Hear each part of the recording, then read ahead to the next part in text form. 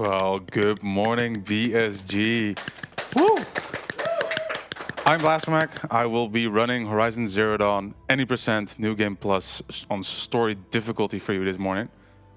Considering it's a long run, there's a lot of downtime. I want to quickly introduce my commentators. Vivi, yeah.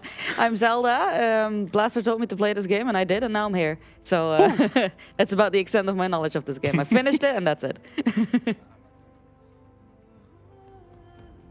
You never played any Horizon game, so this is going to be fun. A lot of questions, probably. Yeah. That's why you're here. That's fair. To ask questions and to distract me from potentially thinking too much about what I'm doing. That's okay. It's the start of the day. Yeah, all right. What's the worst that can happen? Let's get into it. So we select New Game Plus, we select story, we ignore my autosave, that's fine. Oh, boo. Boo-hoo. I don't know what autosave is even in there. No Timer will surprises. start when I skip the cutscene. So I will count you down in just a second.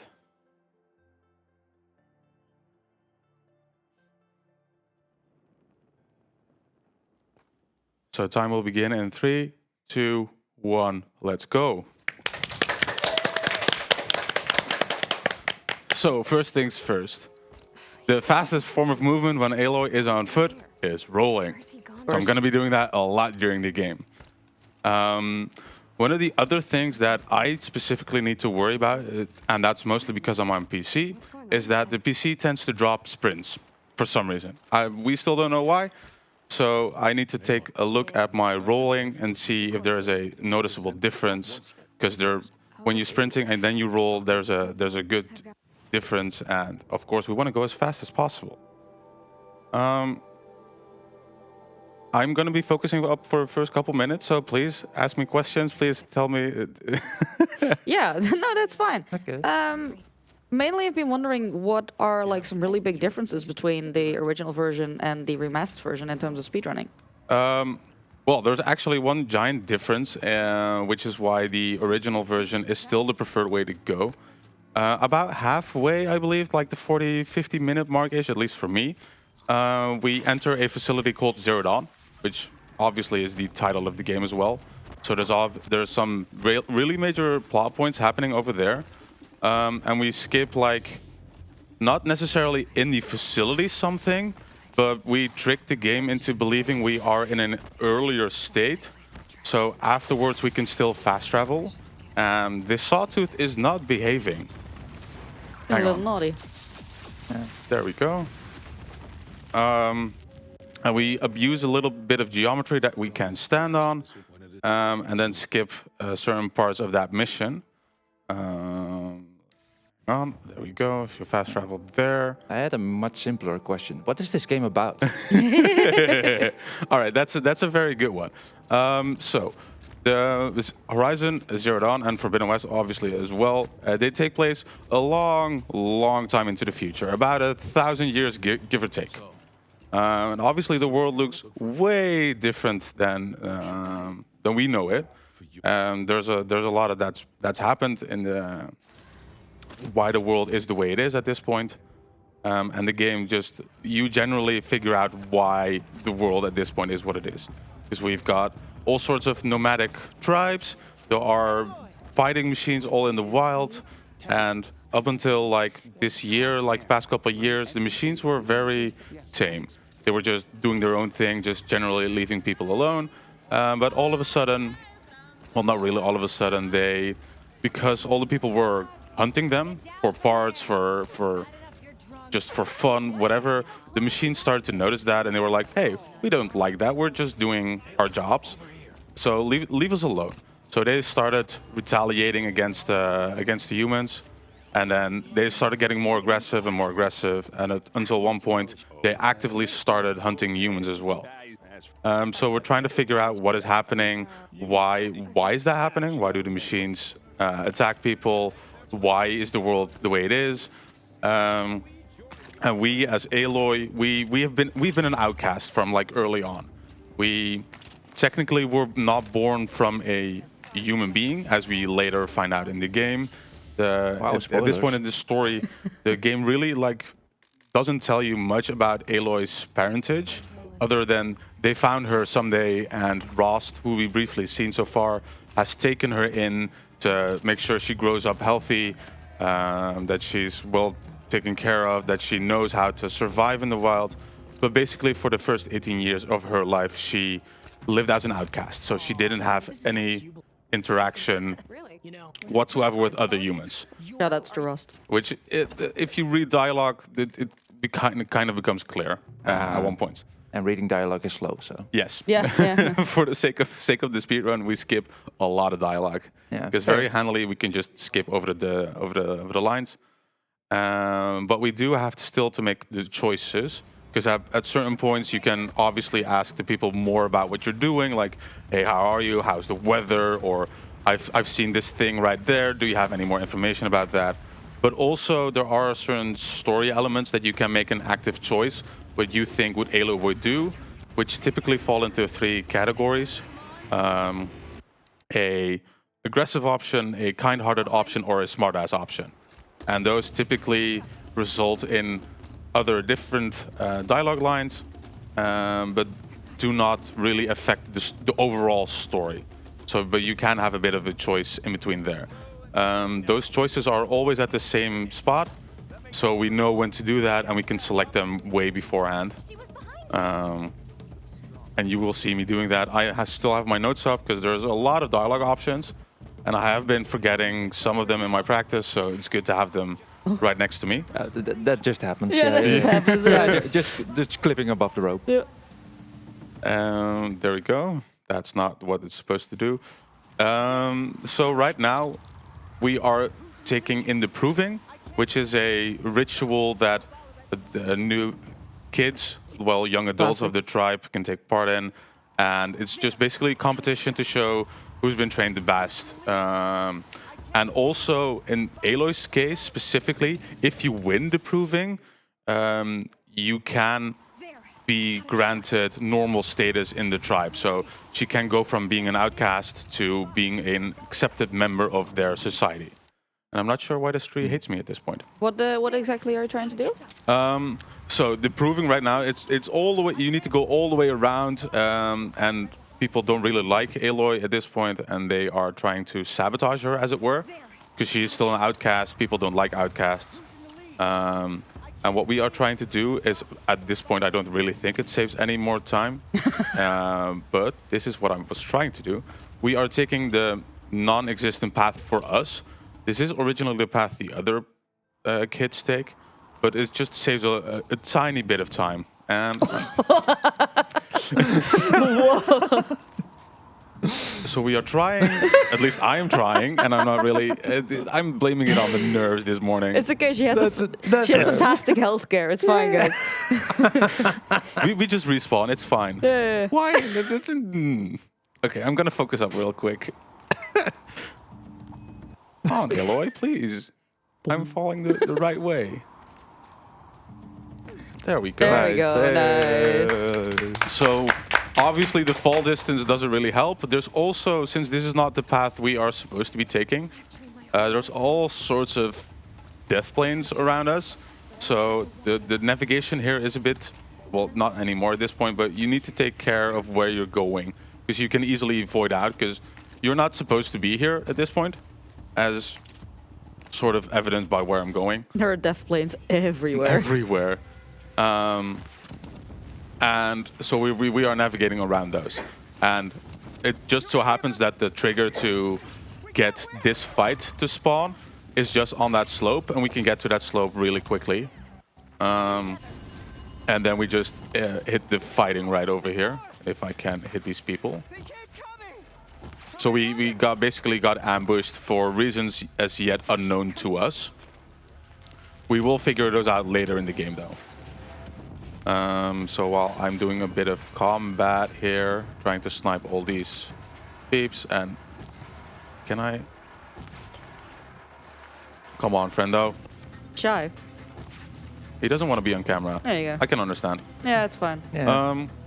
Yeah, I've also been shooting some sticky bombs to help speed up some of the fighting, because we know where the enemies will spawn, and so we can spawn kill basically a couple of them.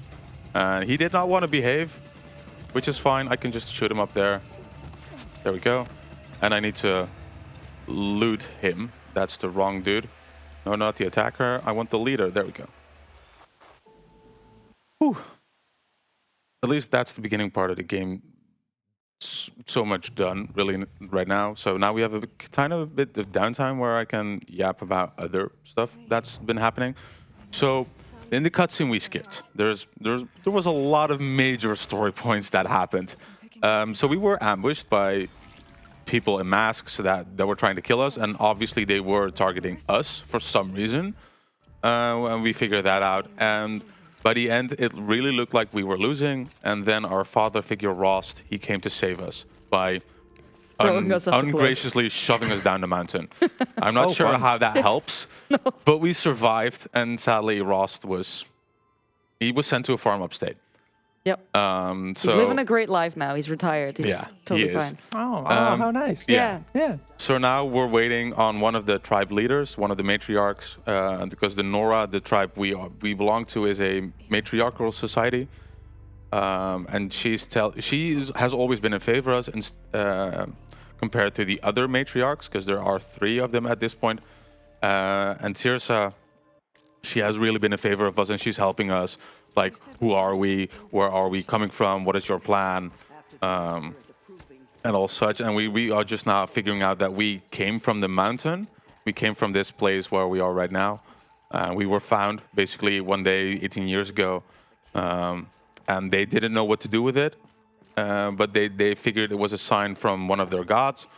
And so they were like, okay, this child is clearly important, and we need to make sure she lives a good life, which is also one of the reasons they gave her to Rost, because he knew how to take care of her, how to make sure she was properly trained, and all that jazz.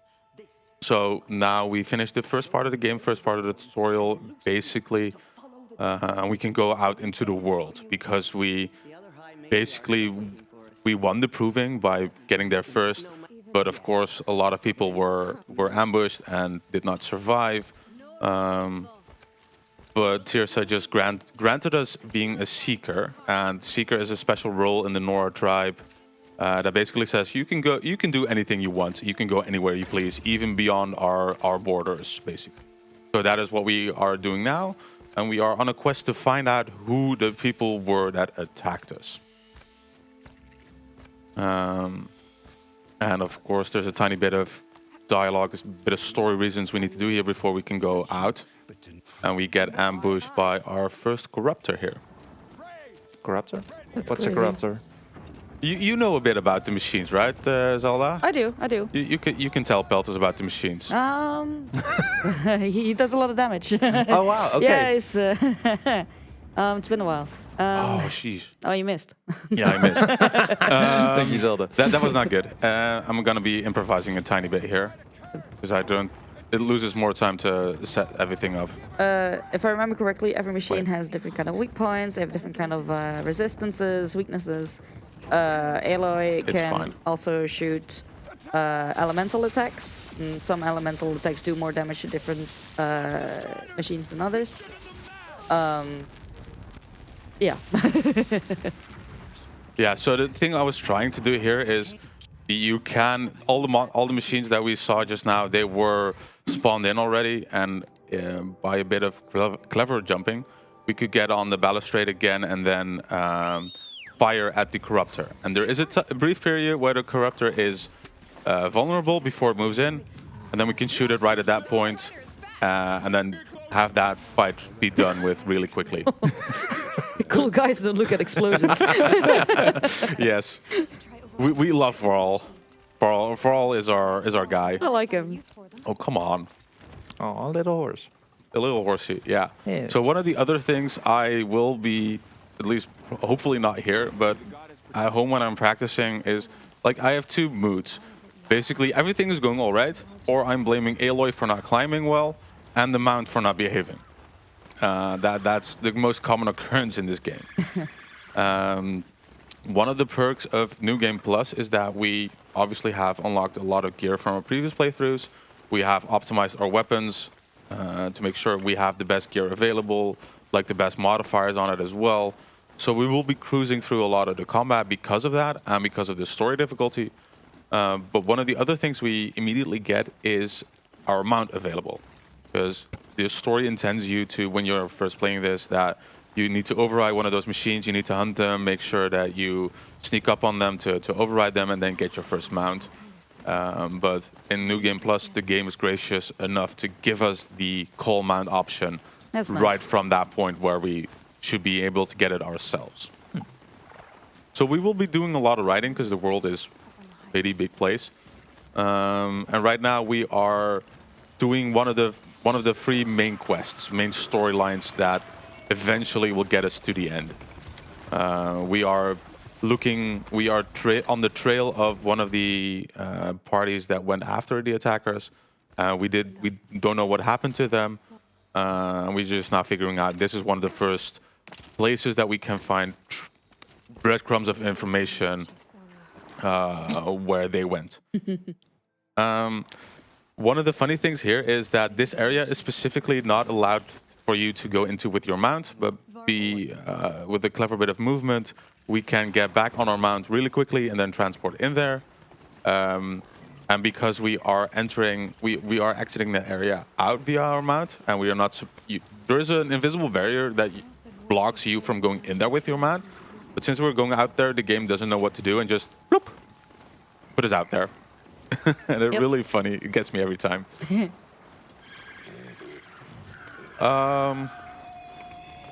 One of the things that is one of the nice things about the game is that whenever a mount gets damaged or in battle, it gets killed, unfortunately, the game will give us a new mount instead of for us needing to override a new one.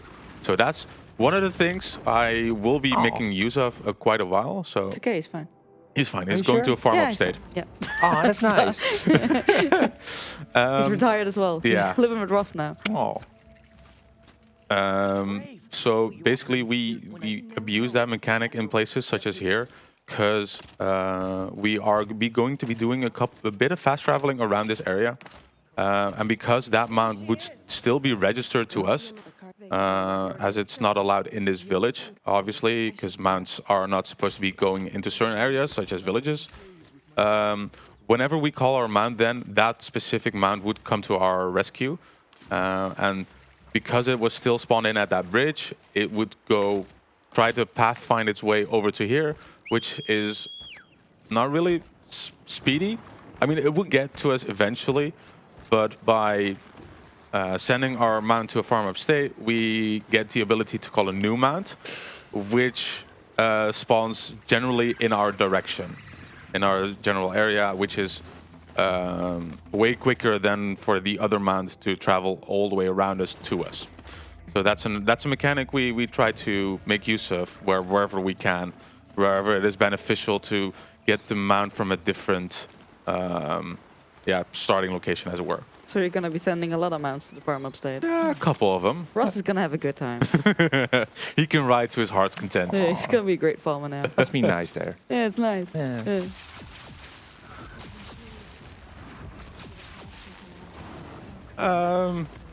Yeah, we're just riding along here, killing some machines in the meantime. So yeah, we've got time for messages. Wonderful. I just want to give a quick shout out to a upcoming incentive, namely for Arabian Nights later today. Ah, yes. Where we are only actually, quick maths, 33 euros away from meeting the More Cutscenes incentive, which will allow you to see more goofy cutscenes from Arabian Nights, which is a brilliant, very silly game. So get your donations in for that. 33 euros is like nothing. Yeah. Huh. Y'all got a spare 33 euro? We love to see more cutscenes. So yeah, we're just on our way to clear out one of the quests that is there, and to make our way to the biggest hub in the game, Meridian, which is a place where a lot of story points happen, but also our other quests, namely to help one of the characters we briefly spoke to at the beginning, Errant. It's also the place where a lot of GPUs get fried. For Meridian, yeah. It's a big city. There's a lot of stuff to do around the city. So a lot of objects get loaded in, which is a burden on most GPUs, but you know, we won't be staying there long, so it's fine. So once again, we get rid of our mount. One more for Rust. One more for Rust. Hope he gets there safely. Yeah. So we abused basically a region in there that gave us a checkpoint, and when we restarted from that checkpoint, we get put up just a smidge further up this mountain. So it just saves us time in the long run. We don't have to do the climb ourselves. How many different mounts can you have? Yes.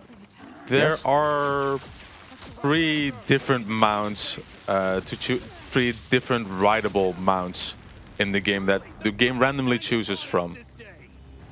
Is one faster than the other? No. Ah. In terms of speed, they are not faster. Why are you right in front of my way? It's fine. I hope. EP. Bye. Please? I don't think. Oh. No. Mount. Mike, get here. I've named the mount Mike because Mike the mount. Oh, there we go. That was helpful, Mike. Thank you. Thank you, Mike. Bless you, Mike. So, in terms of speed, it doesn't matter. Right now we have a broadhead, which, as you might see, Aloy is not T-posing on the mount. Those are just its horns. T-posing. This is one broadhead. We also have a strider and we have a charger. And they're basically just cosmetically different. They might have in the wild a tiny bit of different AI behavior, but that's about all the differences they have. And gameplay-wise, for us, it doesn't matter at this point which mount we get. Which would be weird because we have no control over which mount spawns for us anyway. Ooh, more green. Yeah, quite a so farmers. now we have a lot of riding section No. with a big bird. Hello, big bird. Please be nice to us.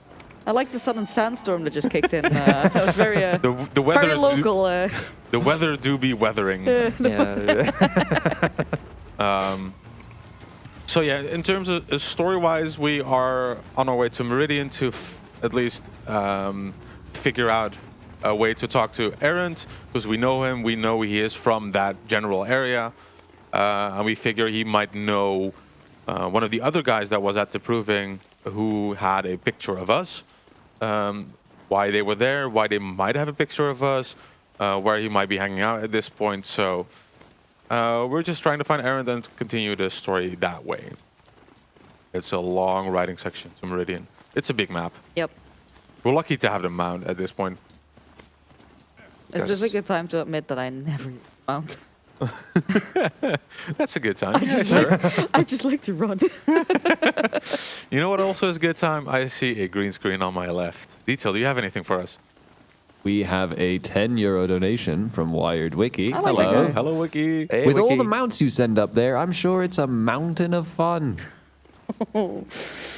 Yes, it might as well be. Also, Clap for that. also, more goofy cutscenes for Arabian Nights. Yes. Yes. All right. Oh, this Oh. this is a rare occurrence. Don't worry about it. Just a laser beam. That's fine. Normally don't have to just, get involved. We ride through here relatively calmly. You see a couple of random groups of humans. They just travel along the desert. We also see that Thunderjaw, which is a big machine, which was one of the key promo machines now that were heavily used throughout the launch of the game and in every big piece of art as well, because it's a giant-ass machine, which is really imposing when you first encounter one of those. Is it the same one you have that figurine of? The big one? No, that's specifically a figurine of the second game, Forbidden West, Oh, okay. which yeah, is right. the Tremor Tusk that came from the limited edition of that game. So we will sadly not be seeing those, Shame. or luckily for us, because that's a big-ass machine Oh, as well. Huh, luckily for us, huh? Yeah. So, come on, Mike. Come on, Mike. Mikey. Be nice. You can do it, Mike. Okay, It's just a rock, Mike. It's not a... You can There go we on go, the Get Mike. up guidance there, Thank you can you, go back Mike. down. There we go. So, I'm gonna say the line that specific instance of Mike misbehaving that has never happened before. Hey. One for the bingo. Yeah. So for fans who played the game before and have a more ready knowledge of the game's map, this is not the most direct way to Meridian. But we go this way to get a fast travel spot that we need later, which saves us a bit more time on our way out of here. Yeah, really, this specific spot is where the mount travels slowly, so rolling is faster. And when we get to this bridge, the mount is disallowed from entering even, so, you know, it's rolling all the way from here. And Aloy is yapping about Olin and Erend. Those are the characters we met, and those are the characters we are seeking right now. How much faster is rolling compared to just sprinting? Yes. Ah, I really have no clue on the specific numbers of it. because to me at least it felt like sprinting was already pretty fast, but... Yeah, sprinting is pretty fast, but rolling is faster for us in this specific. Especially if you chain them together really well, that you can, like, you have a couple frames between rolls, and that's pretty optimum because you lunge a bit forward when you roll, which is faster obviously than the regular sprinting speed. So we use that wherever possible. Yeah, that's fair. So right now we're in Owen's house. We're investigating any clues he might have left behind. We know where the clues are, so I'm going to be going there immediately. I like this house because it increased my FPS. Yeah, the FPS over here is not good. Shoutouts to my 1080. That's a warrior. That's 1080. So yeah, we're reading some points here that explain why Olin knew where we were. We're still not sure about his motivations for targeting us, apart from the fact that he was. But we'll figure those things out in just a second. Right here. See, this is one of the. You are falling. No, I'm not. Hang on. Too fast. There we go. We can fast travel. Yeah, it's fine. Too fast for fast travel.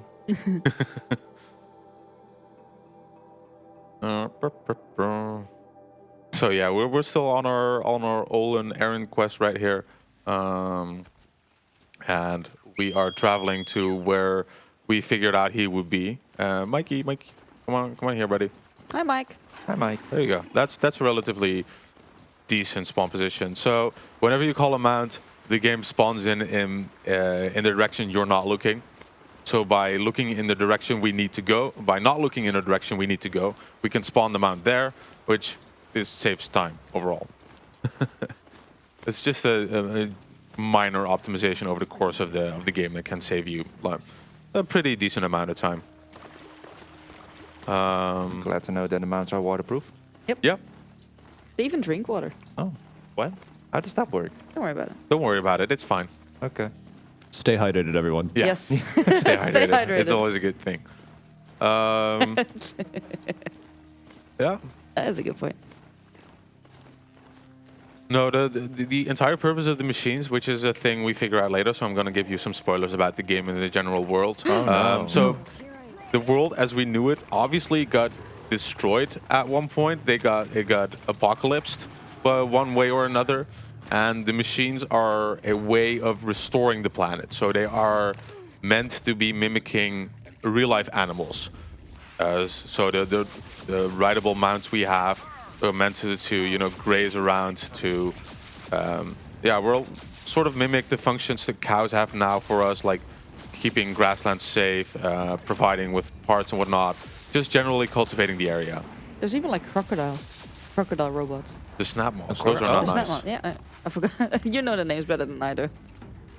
So right now we have a bit of an arena with a lot of different enemies who are attacking Olin.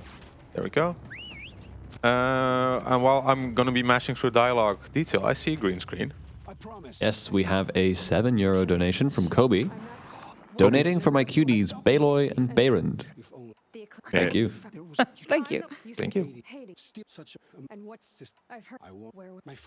Oh, Yes, and yes. Thank you for that yapping. also went to Arabian Nights, by the way. Can you actually kill him? I've always wondered. Yeah, you can. Oh, you can. Okay. Wait, we kill people? Yeah, Sometimes. because in the story, Olin betrayed us. We figure out at this point he was coerced into betraying us and murdering us and telling other people where we were. So the game gives you a choice to either keep him alive which will give you a quest line later on where you can, because he was coerced by his family being kidnapped. So you get a quest if you spare him that you can save his family, and they sort of live happily ever after. And for us, for speedrun purposes, sparing him is faster. Errant, buddy, where are you?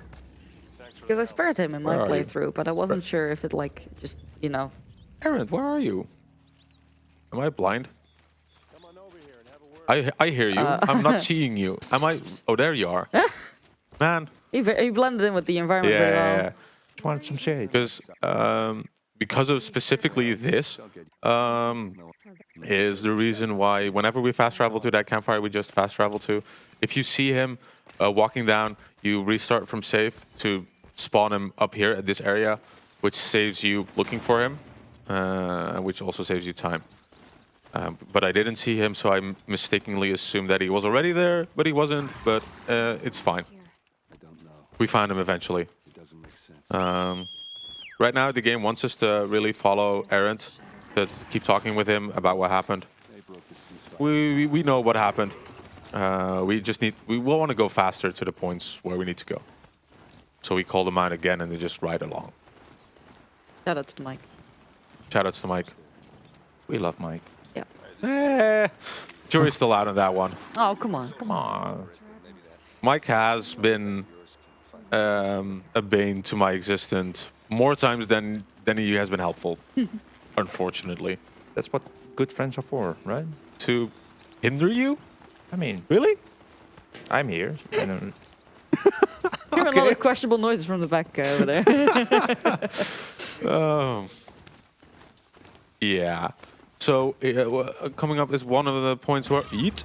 Okay. Yeah, one of those invisible walls. The game really wants you to stay along Errant, listen to him yap. I know what he's yapping about. I don't care. Sorry, Errant. We love you still. That's a surprise tool we're going to be using later. Don't worry about it. Yep. Oop. Got him.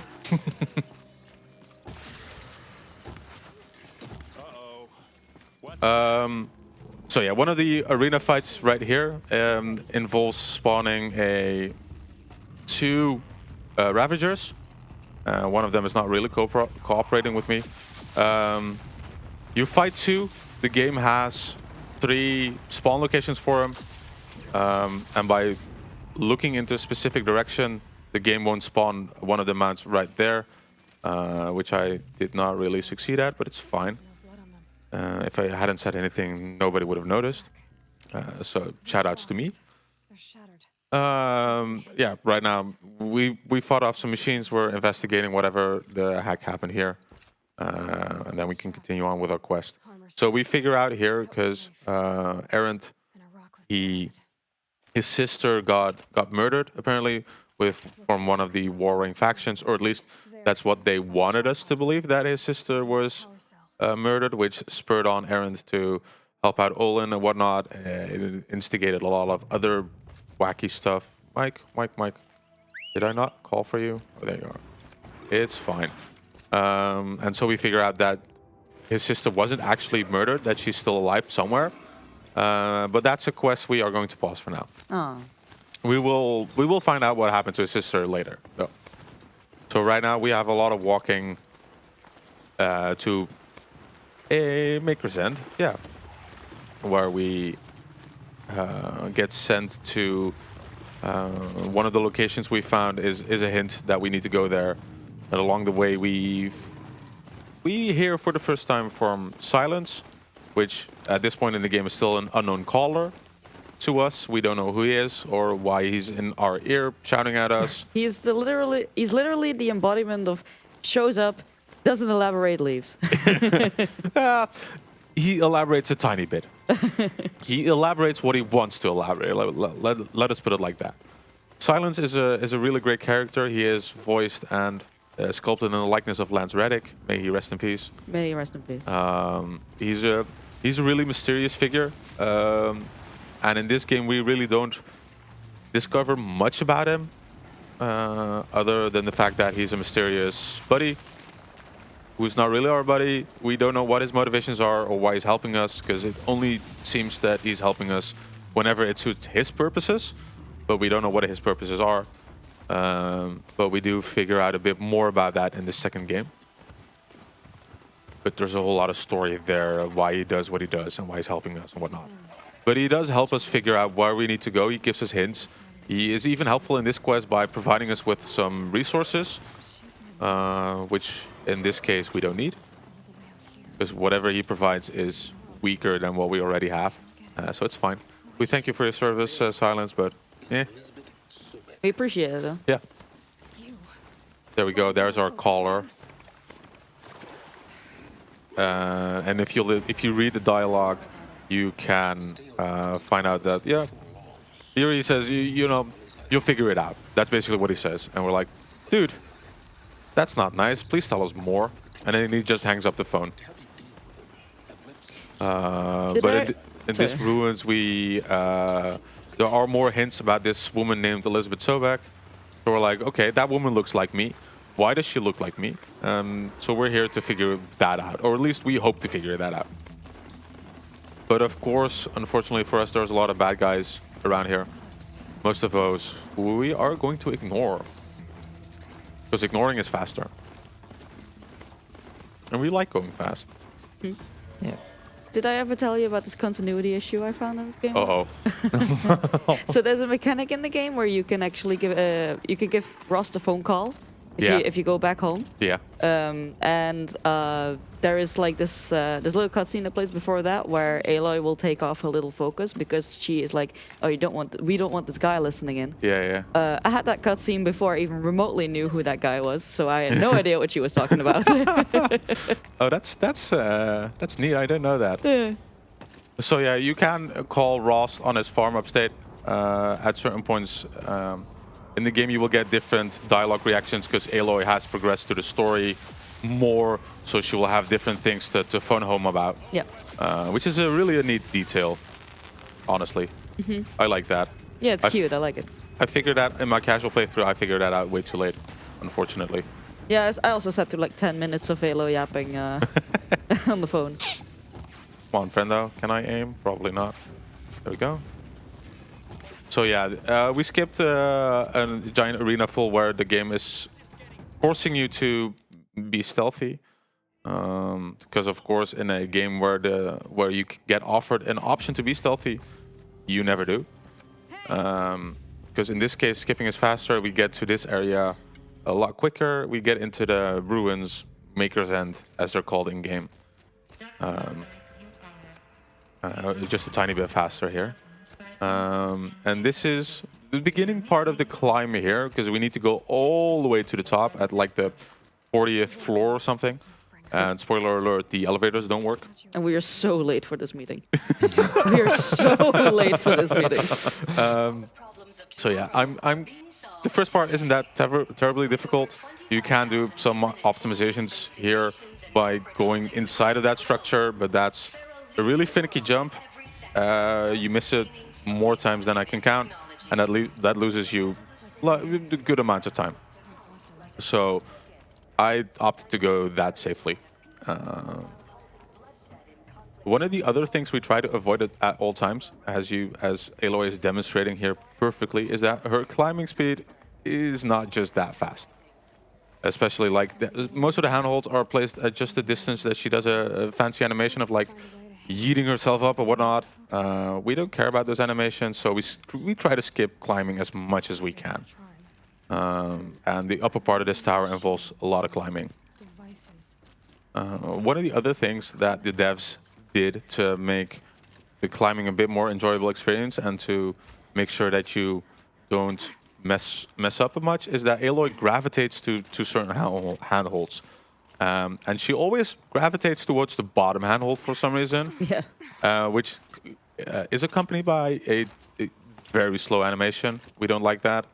So there are bits and pieces where we can just skip that. And right now I'm doing fancy parkour.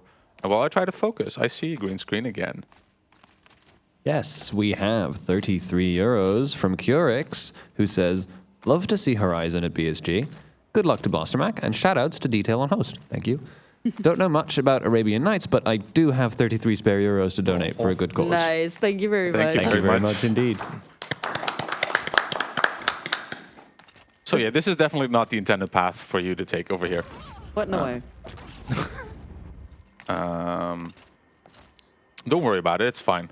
There's Also, also this is a Metroidvania, we can bomb jump. Oh, nice. there's also at more the upper floor. There's a tiny section where there's actually a hole in the floor that has no collision. Don't ask how I found out. How did you find out? I fell through it. Dang. Did not expect that. It was just like a hole this big and it just whoop. Okay. Awkward. So, yeah, right now we are in cutscene heaven. And I did the climb relatively well, so I'm quite happy with that. Yeah. We are entering the cutscenes where we sort of learn more about what happened like 1,000 years ago. We figure out that Elizabeth Sobek, who's the lady right here, who I'm not really sure if you can see it much, but she looks like us, like 2 drops of water. With a worse hairdo. Sure. And we have Ted Farrow. If you know, you know. We don't like this guy. We will find out later in the game why we don't like this guy, but we don't like this guy. There's an entire subreddit dedicated to not liking him. Is there really? Yes. It's the expletive version of Hack Ted Farrow. Oh, yeah. So yeah, they're talking about what has happened, and we know that the Earth got destroyed at some point. Right now, the game is telling us a bit more about how that came to pass. Like, so Ted Farrow, like any megalomaniac, any dude that's invested in getting richer by the minute, he made machines. He made machines to fight wars. And at one point, he thought it was a good idea to implement a feature in his machines that when they run out of fuel, they can consume any sort of form of organic matter to refuel. Which, if you think about it, that's not a good idea. I see a problem with that. Yeah. There's problems with that. So Many such cases. the idea was that they can be deployed to remote regions, that they can fight on their own, and if we don't need to refuel them, yada yada yada. It was waste for him to save money on refueling whatnot. But that plan backfired at one point. So the swarm of machines that he built that got disconnected, that they went rogue, and because they were self-sufficient, there wasn't really a good way to stop him. Because one of the other big machines, the horses that we have not yet seen, but we have climbed bits and pieces of those, they had basically giant 3D printers in them to make more machines, to make more war machines, which is not big good. 3D printers. So basically, the swarm went rogue. There was no real good way to stop him because they replicated faster than anybody could stop him, and the world turned to shit, basically. And this conversation is all talking about extinction. How fast is that 3D printer? Jeez. Yes. It's a fast one. Oh wow. Where can I order it? It won't fit in your house. Damn it. One of the other fun things that we can do here is play hide and seek. This piece of collision doesn't exist. I noticed. One of the other fun things we can do here, this specific spot is technically outside. So hello, Mike. Hello, Mike. How is he gonna get down? Don't worry about it. It's fine. Mike. I might worry about it. Yeah. Oh, okay. So we park him here. It's a surprise tool for later. Yeah, we're yapping a tiny bit more. This is the last cutscene we were supposed to trigger. With the way we climb the tower, if you climb it the way the game intends you to, you get all sorts of dialogue triggers like Aloy's, oh, this is a wall or something other, and she yaps about it. And her yapping interrupts other dialogue, which makes it go faster because the dialogue is then counted as being over instead of having played out the full amount. So we make use of those triggers to skip up the spawning of other dialogue triggers all the way. So we save a bit of time on this long cutscene. And Aloy is very good at talking to herself. Yep. She loves the sound of her own voice. Yeah, at one point, the devs put out an update that literally said we make Aloy yap less. Because whenever you pick up a flower, a medicinal herb, or some ammo, she would yap about it. And that would get old real fast. Because you pick up a lot of flowers. Like every flower? Yeah, Most of them, yeah. Most of them. Wow. Sometimes she even has like one of those reactions that like very out of place, because she would just be like walking around normally, and then she, I need this later.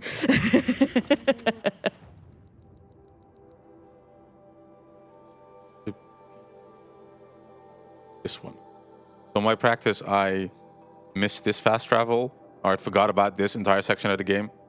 I just continued on at a later point, and I was confused as to why the game would not let me progress, because I was waiting for characters that were at completely different locations.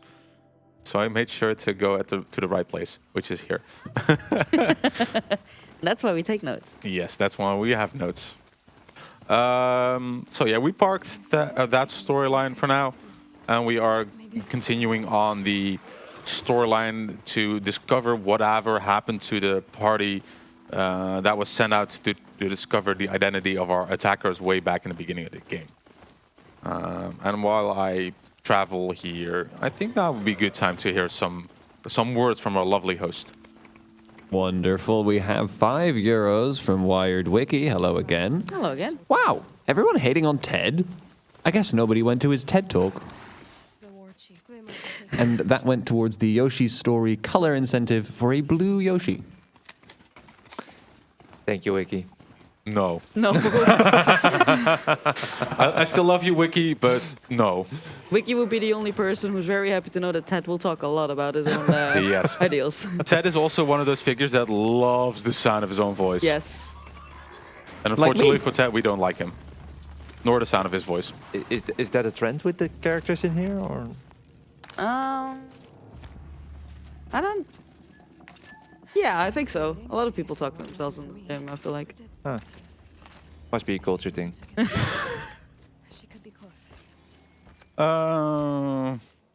So yeah, now we find Sona, which is the leader of the party that went after the attackers. And we're like, I figured out there's more people of them. Let's go fight them. So we jump across a log that's hanging over a ravine. Totally OSHA approved. Don't worry about it. Yep. Wait, there's OSHA in this world? Sure. At the very least, there used to be. We shoot in the air seemingly there because that apparently triggers some enemies to get confused about why there's lightning bolts flying through the air. We say don't worry about it, but it activates a checkpoint that we can travel to, which puts us right here for some sniping action. Come on, there you go. Is that? No, that's... Where's the last guy? Come on, friendo. Oh, there. And then we got a new checkpoint, so we can restart from there. Nice. What's that armor you're wearing? Is it like regenerative shield or? Yes, that's one of the perks as well from New Game Plus. Is that we get all sorts of items, and this is one of the... Well, you can technically get all the items required to get this armor right after you leave the starting area of the game. But what it does, it has basically a second health bar for you in the form of a regenerative shield, which is really good. Nice. And on story, difficulty basically negates almost all damage, so we never have to worry about our health managing that kind of resources. So that's a really good addition to the game for us. It has in-universe lore reasons, don't worry about it, as to who that armor originally belonged to. There's a quest about it. You need to collect some trinkets and whatnot that are scattered all over the place in ruins, and then you can unlock it. It's a fun quest to figure out on your own, and the story reasons that are behind it. But yeah, it's a real great asset to us during our journey through the lands. I really don't know what the app about. So, do you have any questions so far about the game? Specifically about the game, okay. I don't know. Like, are there any like the missions or side quests that you like in the game that we won't be seeing, or? Ooh, I gotta be completely honest. It's been so long since I last played this casually. But I really like the collectibles in the game, and specifically the ones in the DLC area, because they're like wooden animal statues. Because the DLC takes place around the real-life area of Yellowstone. So you can see a lot of the geysers that are going on there, a lot of the nature that is there. It's a really pretty area as well. And right now I need to do you. There should be another dude there that I'm missing apparently. So- Because Mike is helping us. Yes, thank you, Mike. This game takes place in America? Seconds. I want that guy to notice me. Please, mister. Thank you. That'll wake them up. That'll wake them up. Yeah, thank you, Eloy. Where are you? There you go. There we go. Yeah. So the game takes place in North America, specifically around, like, it's obviously not a one-to-one scaled representation of the real world, course. because that would make the game a lot longer, and like mount travel basically a requirement. But it takes place in like the Mid-East section, because there's a lot of spots like the Red Rocks in Colorado, Denver, that you can find. Obviously, Yellowstone is a location in the DLC area. There are all sorts of landmarks that have real-life counterparts that you can visit. One of the collectibles of the game are viewpoints, which basically necessitate you to climb up big structures. And then you can look at those specific viewpoints that tell you a bit about... That was bad aim. That tell you about the world. Come here, Mike. Show you a bit of how it used to be, like before the apocalypse happened. And it's a real nice bit of lore trivia that gets dropped in as well. Yeah. I appreciate Mike having a built-in flashlight. Yeah, it's really handy because it's dark here. So one of the other consequences that happened of me skipping the past section of the game was I went in this specific area when it was day, and I was so muscle memoried in that I couldn't find my way when it was light. I literally had no clue where I was going, Very just because it was concept. light. And you think it being daytime, that would make it easier to navigate? Nuh-uh. I had no clue. So hopefully if I did everything correctly, because what the game intends you to do here is firstly go out to a certain campfire to talk to the people we met earlier. They were like, oh, there's all these bandit camps scattered around this area. Take them out, please. But we can't take them out before that quest happens. So that's what we did, and now we talk to them. And we have more unskippable cutscenes, which is always good. Basically what we are, this is a giant arena. It's called the Ring of Metal. I'm blanking on what the real life counterpart of that was, because I think it's probably one of those stadiums. If anybody will be kind enough to let me know which stadium that was, that'd be great. No clue. Sure, I don't know. We have a bit of unskippable cutscene right here. So Detail, I see you have words for us. I certainly do. Or rather, I have words from the Disturber. 10 euros from the Disturber, who says, with so many people loving the sound of their own voice, we're lucky they live so far in the future. Imagine all the podcasts they'd be making today. Thank you very much. So fun fact, Ted Farrow is going to be born in a couple of years. Yeah, that's true. That's true. Also, the game forces like heavily hints that you need to use stealth here. Don't worry about it. Don't worry about it. We roll. It's fine. Oh, another case of people loving the sound of their own voice in this game is that there is a collectible that's basically just a lot of like voice recordings, and they are long. They are very long. I guess technically that would count as a podcast. Oh, really? Are we? No, that's not right. Is that right? Come on, gun. There we go. Oh, nice snipe. Okay, Nice. so one of the things that the game also intends for you to stealth your way around here and then blow up that thing. But with a nice snipe shot, you can snipe it from all the way over there. And then it's RNG arena fight. Yay! Yay! So somebody else, please yap. I can yap. Ooh. Oh, you can yap. We have 10 euros from Detail74. Oh, that's That's a crazy. familiar name. Who says, nothing to say. I just want a pink Yoshi. And those 10 euros put pink Yoshi in the lead by €1. Ooh. One entire euro. I'm not made of money. No, that's not what I meant. Damn. What did you mean?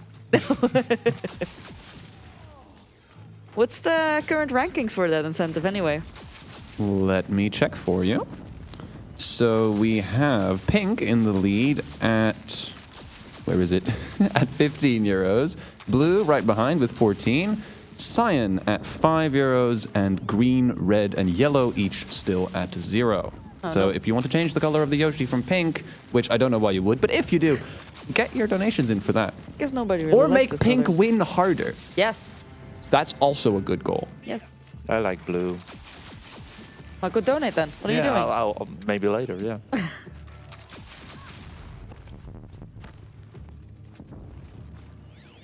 Why are you all the way over there and why you're not to a farm upstate yet? Be shy. There we go. Would that have been the last enemy? So question, how are they going to the farm Yes. upstate exactly? Don't worry about it.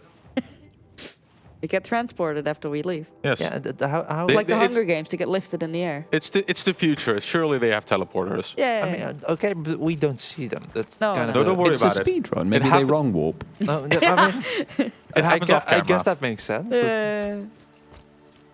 I want to see the farm.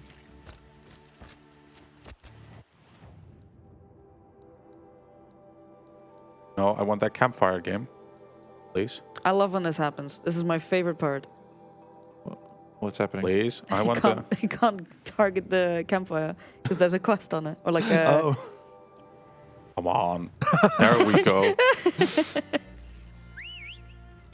campfire. So yeah, this is originally the campfire you're supposed to, start the entire quest we just finished. So where we were supposed to start the quest, we finish it, which is fun. Mikey. Nice. Mikey, yeah. We have a lot of writing again. This game has a lot of writing. There's a lot of writing. It's kind of like Red Dead Redemption And in that way. machines on our way. Please be nice to me. What is Leave that me supposed alone. to be? It's like a giant bug, if anything. Like Yeah. giant beetle? It looks more like a tick, I think. Oh, yeah, I guess it is more like a tick, yeah. Ugh. But Yeah, they're quite... they're not fun. no, yeah. They're called bellowbacks, and one of the fun ways to take them out is they have containers of like a highly flammable material. As you do. So if you fire arrows at them, they blow up. As you do. As you do. As you do. It's their fault for having highly flammable material in such an obvious spot, but, you know. This should still be good, right? I think so. I could have cut in, I think. It's fine. Yeah, so some of the machines are aggressive, some of them are actually scared of you and they will run away. Yeah. They'll have their own kind of AI. Yeah. One of the things that we take, you don't really notice that often unless you're paying more careful attention. There are a lot of roads in the game, and this is one of the spots that I can cut in a little bit. And if you go off-road, the mount goes slower than if you stay on roads, which is fun for some reason. So basically, I am lost here. It's fine. I'll go to the right here. We don't generally tend to go off-road, as you need to make sure that cutting into the actual road is faster than taking the intended path, because once we get on this road, you can generally see an increase in mount speed. And at this point, it's faster to cut into the road. Right here, we take the speed loss, but it's just a more direct route anyway. And generally, when I'm on the mount, I craft ammo as well. Oh, crafting, yeah, that's a mechanic in it. Yeah. It's mostly just ammo crafting, wrap crafting, potion crafting, and whatnot. And realizing that you're out of a specific item that you need way too late. Yeah, which is fun. But luckily for us, the crafting is really fast as well. Yes. So if you're out of arrows, just craft new ones. You easy. can do it mid-combat even. Yes. Convenient. Yeah. She is so good at it. Just hold up, let me make some more arrows. Yeah. Yeah, one of the other things is like there are spots like just now where I restarted from save, and because we time the game for leaderboards purpose on in-game time, that saves time basically. Nice. So we are transported like a couple meters forward, so physically the distance isn't that big of a deal, but since that part of me has good muscle memory, I hit the restart from save right there, and it's fine. So RTA, like in this kind of setting, it would have saved time to just walk in, but it's fine. We don't worry about it. We like to see loading screens. Yeah, I guess. These are puzzles for a door. The solutions are always the same. Easy. Also quite straightforward, I would say. Yeah, there are hints all scattered all the way around here. That's fine. That's not the one I wanted. That one is red. There we go. To figure out what the solution to the puzzle is. For example, I believe this last one has the hint, but it's stated somewhere else that the solution that you found is in reverse because somebody mismanaged it. Or somebody messed up. Yeah, it's quite funny. But for us, luckily, the solutions are always the same. We can't skip these guys. We don't care about them. It's fine. Don't worry about it. I'm just running along. I still don't know how to do this casually, because even on my casual playthrough, the way forward, like the way you're supposed to handle like climbing and all that jazz, I didn't get the hints, so I did what I just did now, and it is parkouring over that bit of mountainside. Navigating in Horizon is very similar to navigating in Skyrim. Just climb the mountain. Yeah. Oh, another game I haven't played. You haven't played Skyrim? No. Very shocked noises from the back. Hero CI here. It's good. They've got like 10 million like re-releases now. I'm sure you can pick up something for your console. Oh, I have it in my Steam library. I haven't just played it. Fair. Would there be some time for donations, Blaster? Sure. We are coming up on a 2.5 minute cutscene anyways. Oh, that's fair. So, you know, there's plenty of time for yapping. That is not me yapping. Because unlike Ted, I sometimes get sick of my own voice. Oh. It's fine. No, it's So fine. I have plenty of other people to yap for me. You like your voice. Yeah, that's... So, Detail, if you have anything for us, please enlighten us. I can start us off with a quick sponsor. Sorry, I was in some disorderly sorts here. Whenever you're ready. No. Well, let's give a shout out to Lewitt, who sponsored us for our microphones. Fluid. They have a focus on your needs, and with the help of modern and precise manufacturing techniques, Lewitt creates audio gear that makes you sound exceptional, no matter whether you're a recording artist, content producer, or streamer. If you want to upgrade your stream or need an edge in the studio or live on stage, you can check out the extensive Lewitt library of award-winning products to find the right microphone for your budget and your needs. And thank you very much, Lewitt, for sponsoring the event. Do we have more time? Yeah, we still have like a minute and a half to go. So much Brilliant. time. We have 10 euros from Sohirai, I hope I'm pronouncing that right, who says he said he likes blue. And we also appreciate have 5 euros from Kapajog, who says, back to the blue we go. Damn. And of course, both of those went to the blue Yoshi, which puts the blue Yoshi in the lead now by, quick maths, 14 euros. Oh, wow. Okay. Yeah. No lovers for pink, I suppose. That's sad. We just like blue. Yeah. He said he likes blue. He's still yapping. This is luckily not Ted. This is General Harris. So at this point in the story, we figure out more about what happened, and we know that the apocalypse happened, and we figured out that there was no way to stop it.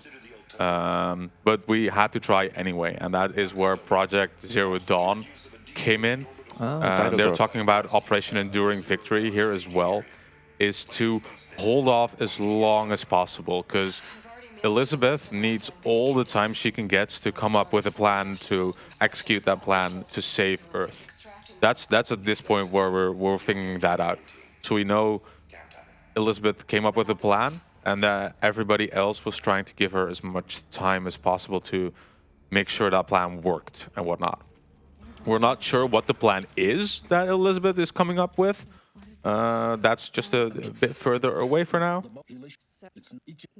So now we get a call from Silence again. Thank you, Silence. Silence. No. Oh, here we go. No, I don't want to.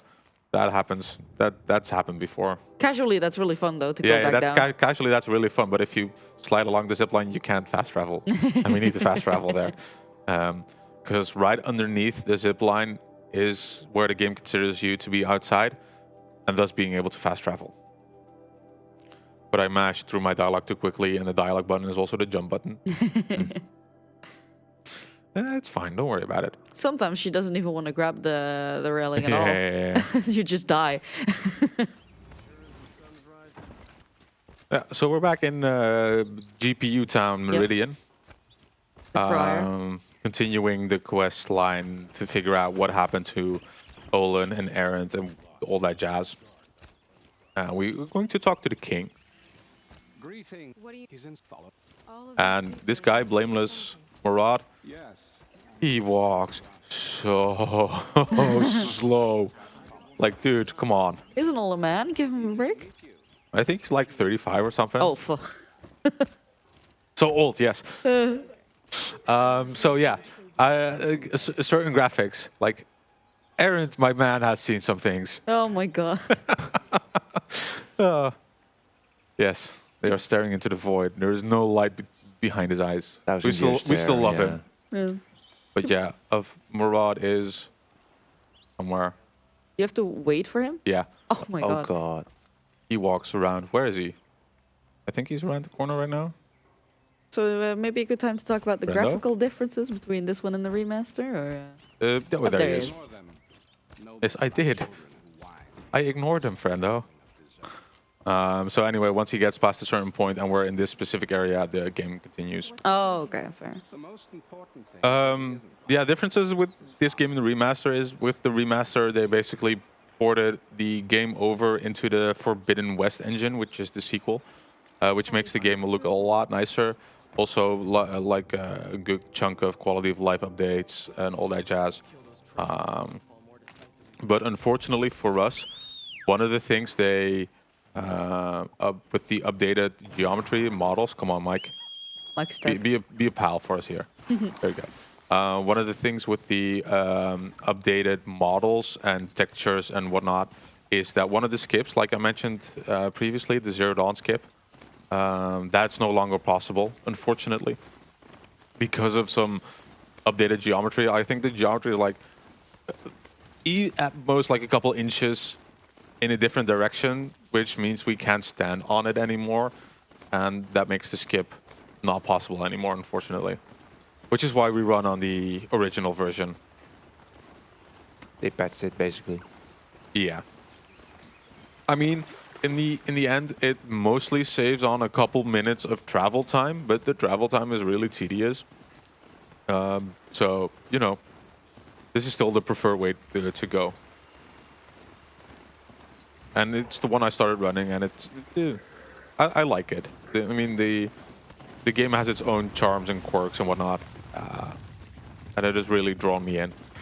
So, in terms of story-wise, we figured out that there is a Zero Dawn facility, and that facility contains more information for us to know about, and we are trying to get in there.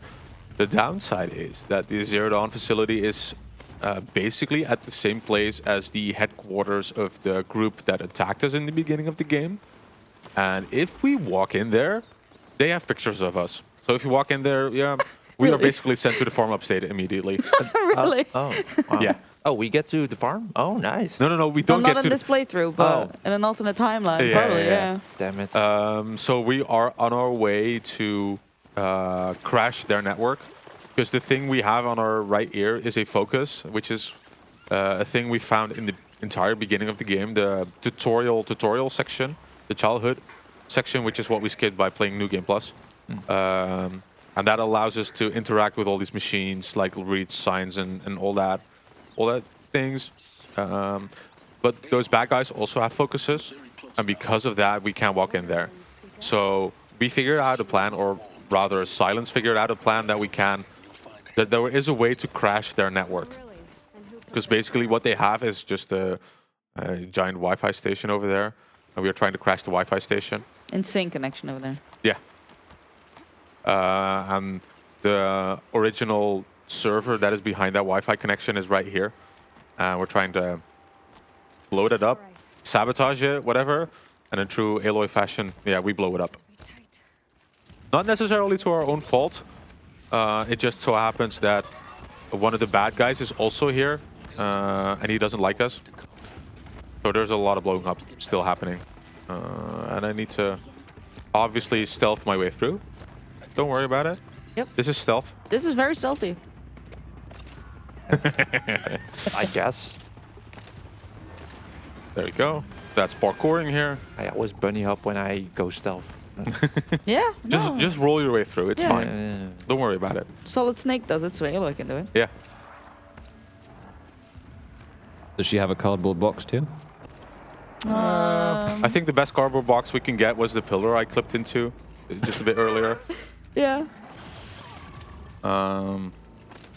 And this part of the game, we also need to do stealth, but you know, just jump. Sure. Yeah, I mean, Just jump over the Whatever. gate. It's fine. I mean, other characters have a grappling hook or something like. You know. No.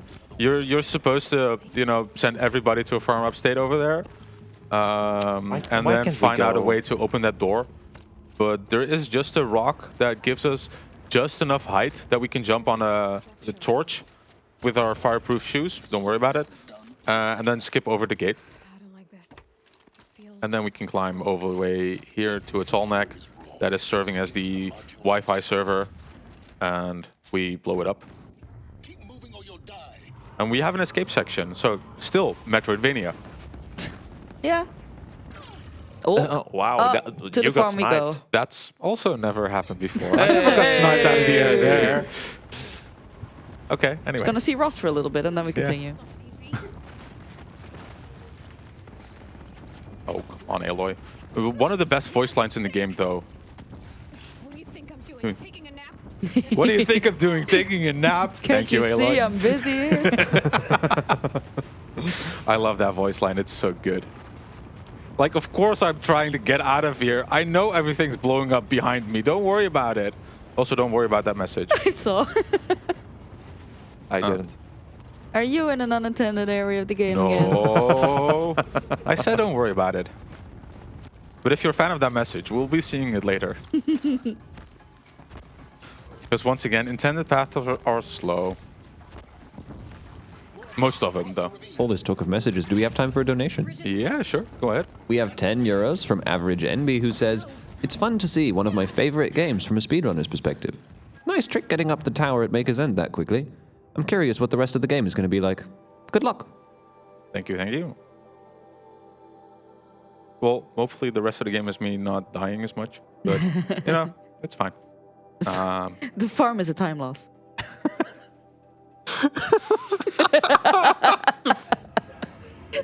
Why would you say it like that?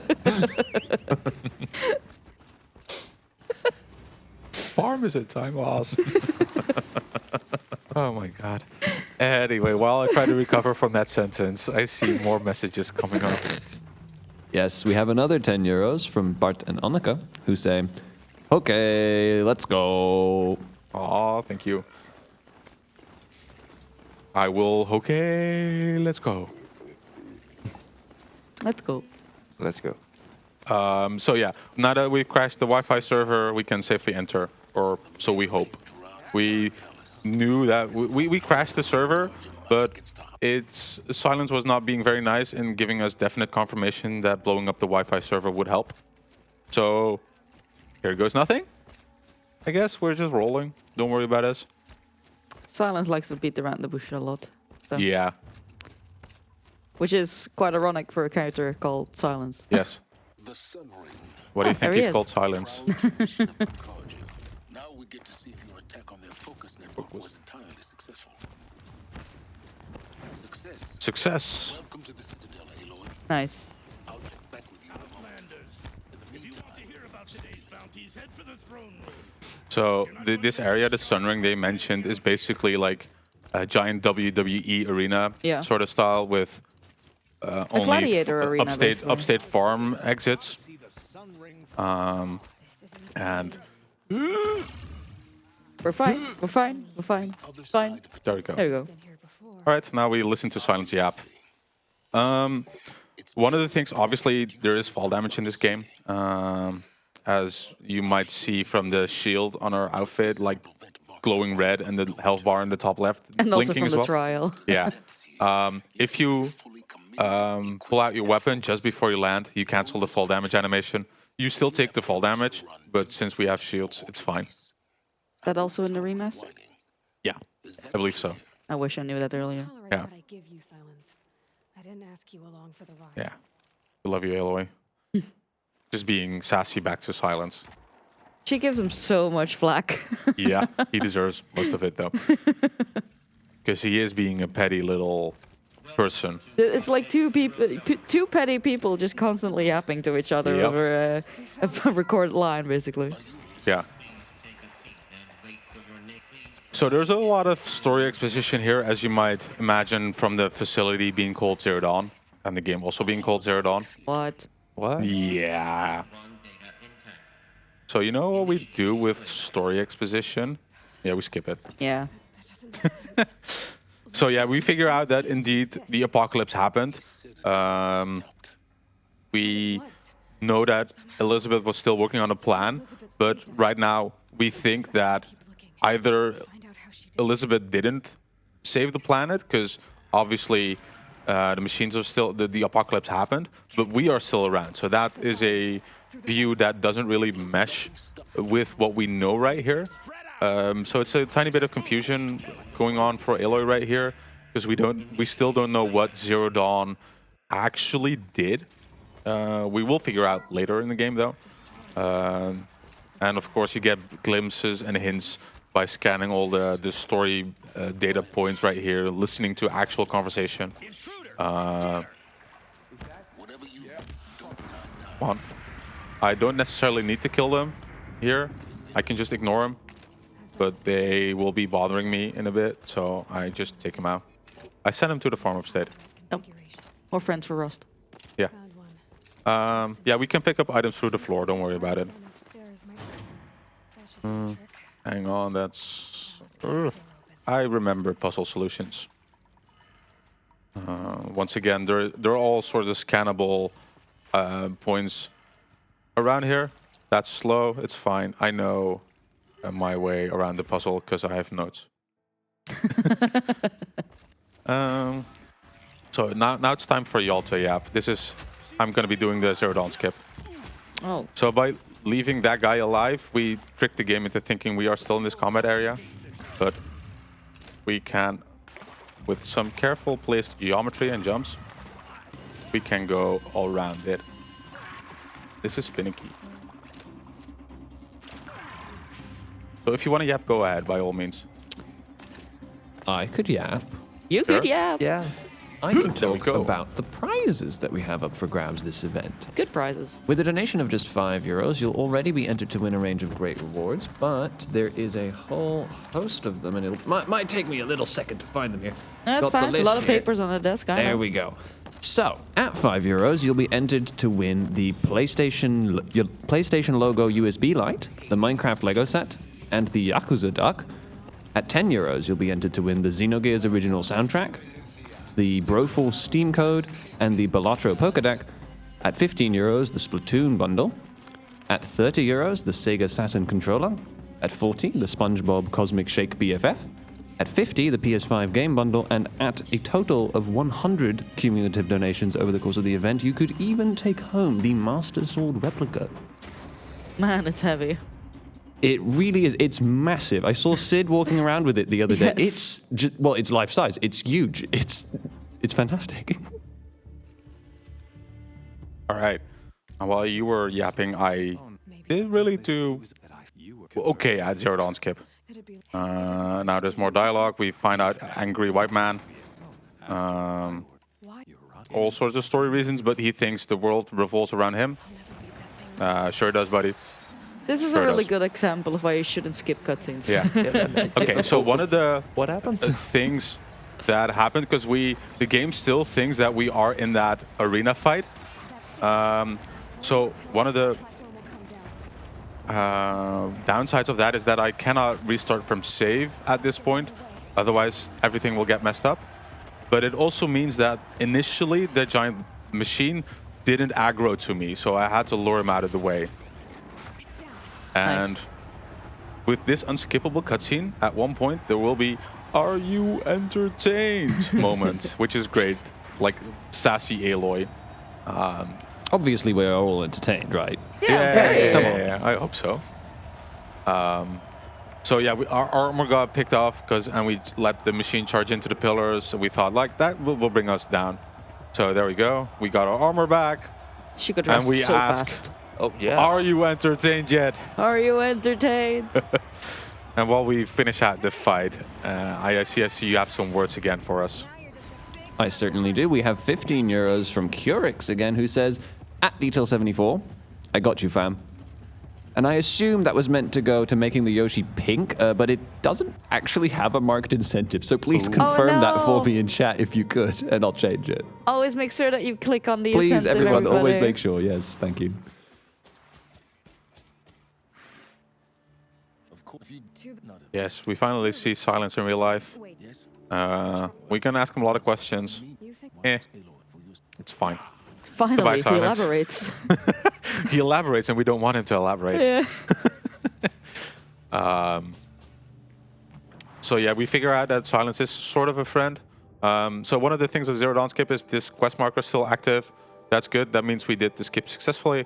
And that also means we can fast travel to here. Because right now, at this point in this story, our home territory has been attacked again by those not so nice people. And the game forbids you from fast traveling to the home region, as it were. And by tricking the game into thinking we are still in that arena, we can fast travel here, which is nice. That saves a lot of walking, because basically we go from one end of the map to the other. It's a long way. And because the game was still sort of a bit confused, because I like to use those terms, we have to restart from save and then everything's well again. We don't have to worry about it. Now everything's blowing up here. Because they have an attack right there. If I already shoot up there, we trigger some enemies that already spawned up there to attack faster. It saves like a couple seconds, but it's, you know, it's a free time save by just shooting at the air. Because that cutscene that we just saw, that triggers way earlier. And there we have a Thunderjaw, and that was a Thunderjaw. Hey. So now we just have to take care of the peeps here. Come on. Made the poor guy tap dance there a I little think bit. that was... Yeah, that was it. Varl, where are you? Oh, there. That's... Yeah, there we go. Varl, thank you, Varl. He had to get in position first before he could talk to you. I mean, you can advance the quest immediately after, like, everybody's cheering that we did it. And you need to talk to Varl after, but you can talk to him immediately. So, and he, at one point, he does go to a set position, but it's sort of random where he is at that point because he's also fighting with us. So yeah, the earlier we find him, the earlier we can go on our merry way. Yeah, it's fine. You know, you old ladies yap. It's fine. hags of the I have tribe. a job to do here. She. What was that? No, she. Yeah, with the skipping. Yeah. So yeah, one of the main goals at the beginning of the game that I skipped over is getting in the area where we were supposed to have come from, but the door was stuck, something about a registry corrupted or whatnot. One of the things we found in the Zero Dawn facility was a key to fix the corruption. And now we have entered the facility that we came from. And we find out that we actually, the player as Aloy, we don't have parents. We are basically a nurtured human being. And A science baby. a science baby, yes. Science baby. And not only that, we are also a clone of Elizabeth Sobek. Yeah. Which is why Elizabeth Sobek looks like us. Or rather, we look like her. Potato, potato. Yeah. You know, temporal stuff and all that. I don't know, man. It's fine. Cinema. Absolute cinema. Just like all the cutscenes we skip. Yeah. So yeah, that was a lot of story exposition. We figure out that the All Mother Mountain is one of the facilities where people were being born for some reason. We don't know yet why the facility is there. It was basically like a one big kindergarten. Yeah. Yeah. We did get some exposition that there are more facilities like this specifically around the Earth. But as to why they're there and for what purpose they were placed and were made, we're still a little bit unsure. We will figure it out later. Because we still don't know the exact details of the master plan. Yes. You mean the host? No, it's detail with an E in between. Sorry, I'll pronounce it better next time. Detail. Stop. So yeah, we're riding for a moment here again, so we can craft a little bit. I'm starting to see a major overlap between this game and Red Dead Redemption. One is that there's a lot of riding. The other one is that there's a plan. So yeah. You didn't play that Why game, are did you? you? No. Why are you in the way there, friendo? You're not supposed to be there. Excuse us out of the way. Wow. Okay, sure. It's fine. Has that happened before? Not specifically in that spot. No. I'll take it. We'll take Machines it, yeah. have been running around in the way at all sorts of places. That was not one of them that I expected. I have another question. Sure. That's not Mike. This is Mike. What are you talking about? No, it's not Mike. He just had a haircut. What happened to Mike? It's still Mike. It's not Mike. It's still Mike. They're all Mike. We're all Mike. Wait for all. Oh, okay. Thank you, Mike. Thank you for your service, Mike. Thank you. So yeah, we're right now in terms of story, we are progressing the errand quest a bit more, which involves a lot of sleuthing, but also some shooting and sending people to a farm upstate. Yep. There's also machines in my way. Why?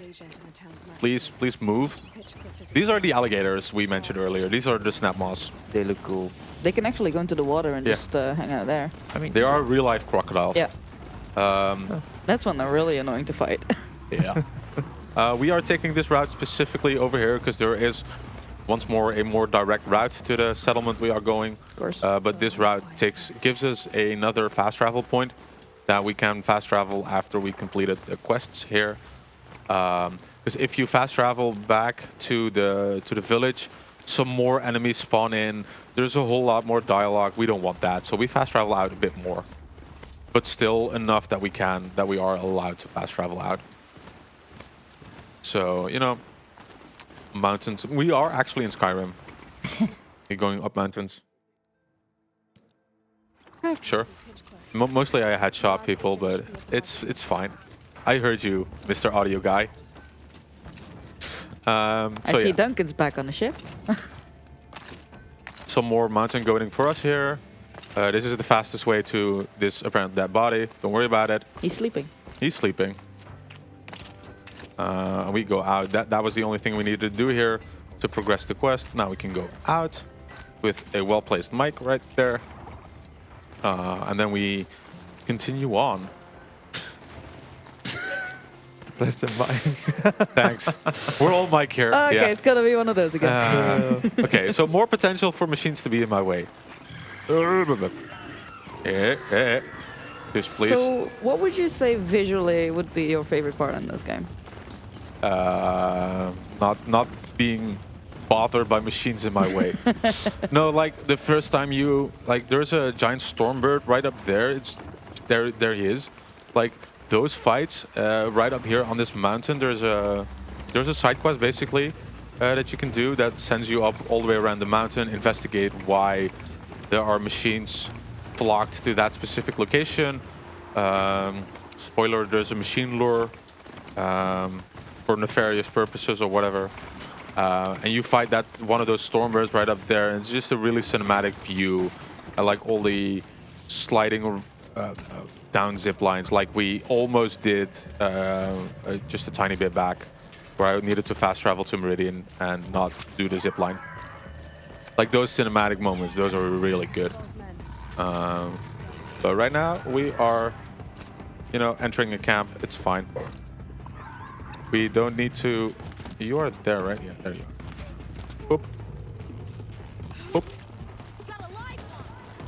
Sure. Got a live one. Those are voice lines, yeah. Boop. Come on, friendo. You can see me. Boop.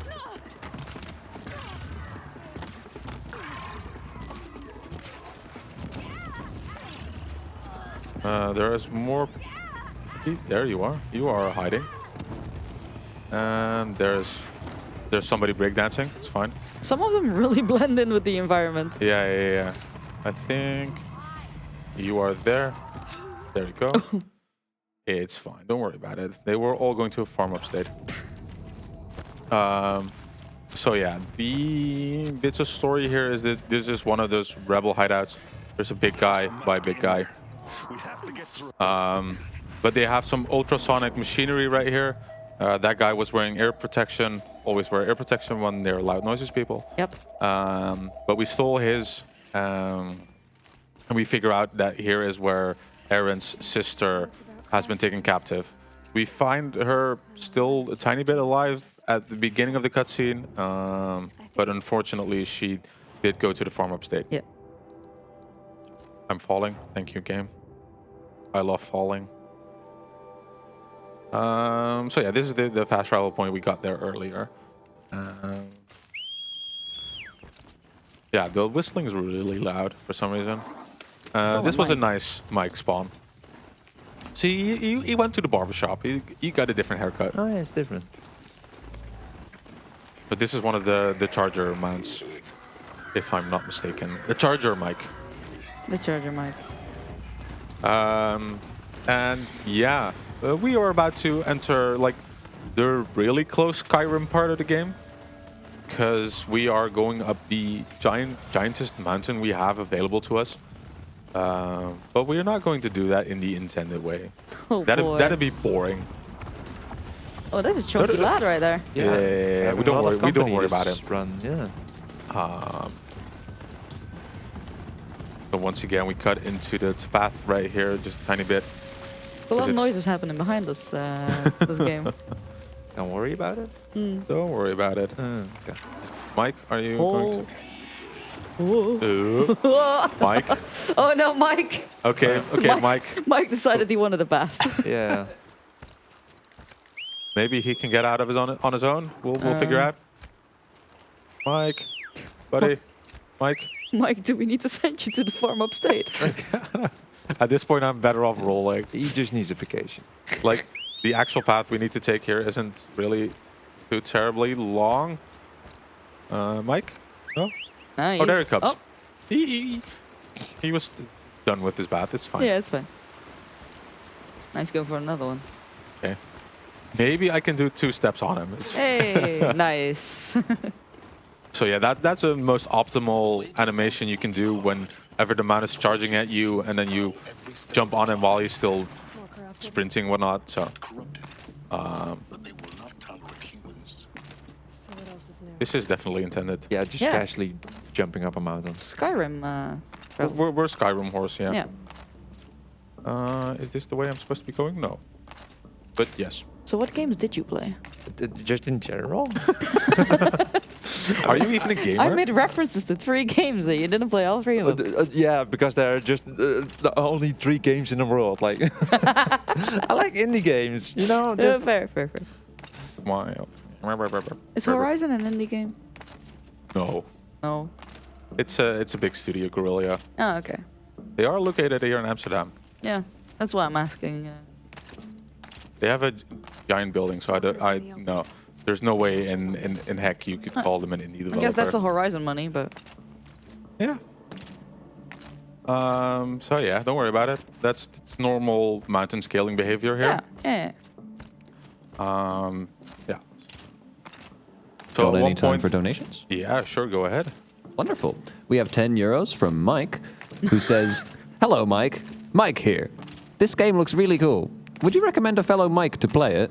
Oh yeah. And that went to the Final Fantasy X Titus name incentive with a new Let me option. guess. Mike. Yeah. Thank you, Mike. Thank you for your we service. also have 5 euros from Wired Mikey, Oh, no. who I've never met before, but I'm sure that they're perfectly nice, who says, "Just Mike." Also, I believe I donated for Blue Yoshi, and that went to the Blue Yoshi incentive, which is now slightly ahead of the pink by 4 euros. Oh, Love okay. you guys. All right. Now we're still Skyrim horsing our way up this mountain. No. Blaster will take any moment he can to shill the Horizon franchise anyway. Oh so. hell yeah. Well, you mics out there. This game is recommended. Mike Dick. Yeah, I know. I didn't. So yeah, the intended path of this mountain is really, really long. Not only travel-wise, but there's all sorts of fights here. Yeah, just Skyrim horse our way up. There's Mike. Hi, Mike. Oh, excuse me. Good Hi, morning. Mike. It's early. Not that boring. No, it's not boring at all. Just early. So yeah, we're basically making our way to up the mountain. Make him away. The ruins of Gaia Prime, the mountain that fell because there's a giant hole in the mountain that I will not be... Well, we will be traversing through the hole, but I can't really show it off at this point because I'm focusing on what to climb. This part looked insane in the remaster. With the climb path either. There's just minor minor optimizations or tiny optimizations, whatever I prefer. Apparently I chose both. If Aloy wants to, please. Aloy, you are a mountain goat, right? And any day now, Elo. Come on. You love Skyrim horsing. Come on. There we go. There we See, go, nice. that definitely saved time. Don't worry about it. Yeah, no, definitely. So just walk 5 steps around. No, but Aloy climbing is really slow. So wherever we can avoid it, we tend to do. This is exactly the kind of play. Yes, we expected you here at Silence. Oh, am I too far? Yes, I was. Genetic identity confirmed. Entry authorized.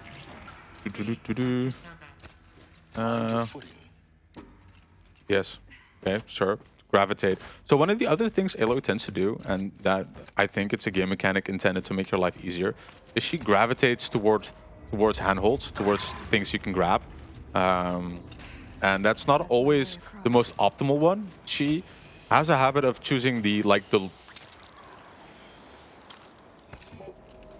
Okay, It's sure. fine. See, a prime example of her gravitating towards a thing I did not want. That was our plan. That was entirely planned. A nice demonstration of me. So yeah, this is one of the prime examples of Aloy's climbing is really slow, like really cinematic. I mean, for a first-time casual playthrough, it's really cool, like her mimicking like real-life climbing and all that. Let's see, this one is not down. Nope. I should have gone up. This is also one of the things I tend to do. The first time you enter this elevator shaft, you go up, not down. It's fine, don't worry about it. Showing you more of the game. Yeah. More of the white backgrounds over here. And I'm... It's snowy. yeah. Purple light. Comfy. We are coming up on another funny skip. Gaia Prime skip. That's basically an abuse of checkpoints. Because remember, I didn't really point it out, but all the way in the beginning, when we fast traveled to one of the villages and I seemingly spoke to a random NPC, that started a quest line. And a quest line that involves gathering materials and whenever you gather one of the materials, like one of the subtasks of that quest, you get a checkpoint. We do happen to have a treasure box that contains one of those items. And we already have 3 of the necessary items out of the 4 that we need. So when we open the treasure box, we get a 4th one, which gives us a checkpoint. Oh, sweet. Am I confusing? That's fine. I'm casting confusion on myself. A lot of these areas look the same. It's fine. Yeah. So what we just activated one of the first holograms right here in Gaia Prime. See, the second time I come through here, you fall down. And that has a lot of story information about what this location is, what happened at the end of Zero Dawn, the operation, not the game. And it's a long one. Basically, what we then do, if you listen all to the entire cutscene, to the entire thing, right there, you get sent to a second location, which is where we are currently going, but not in the intended way, because we are up for some mountain goating again.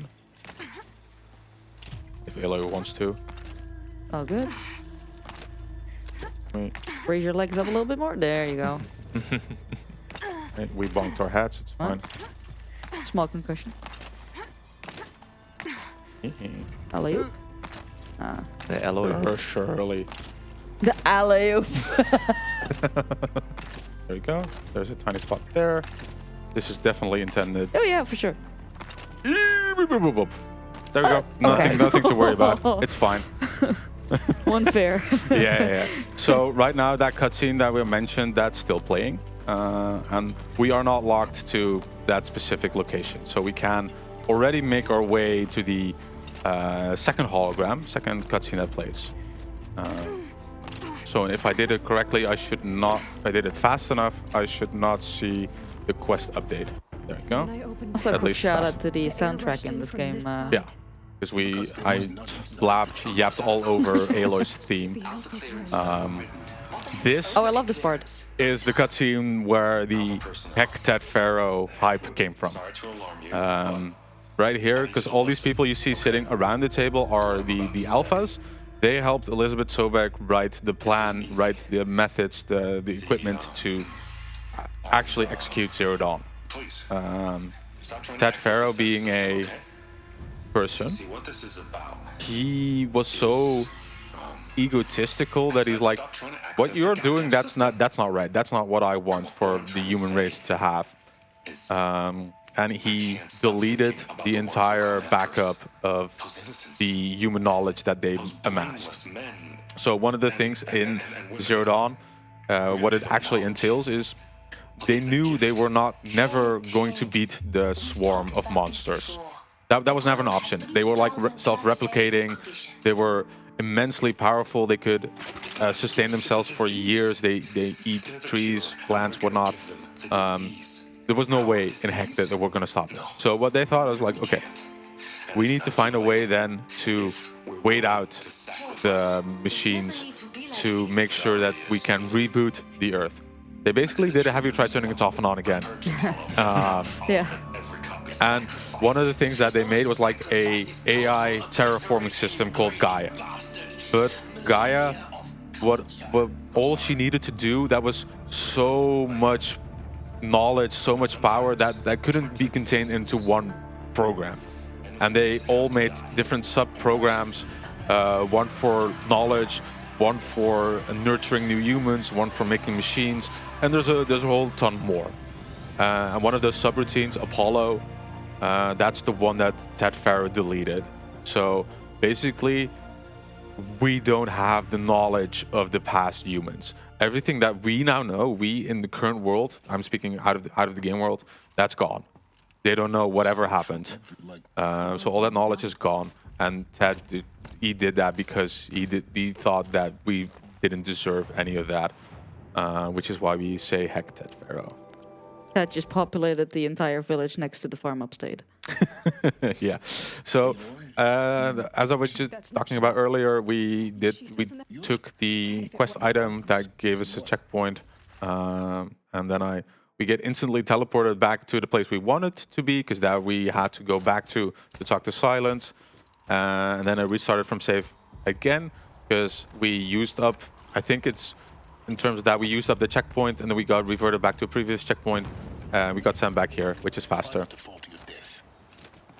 The master So override doesn't override gravity. Thanks. You must have heard that one a lot, huh? Yeah.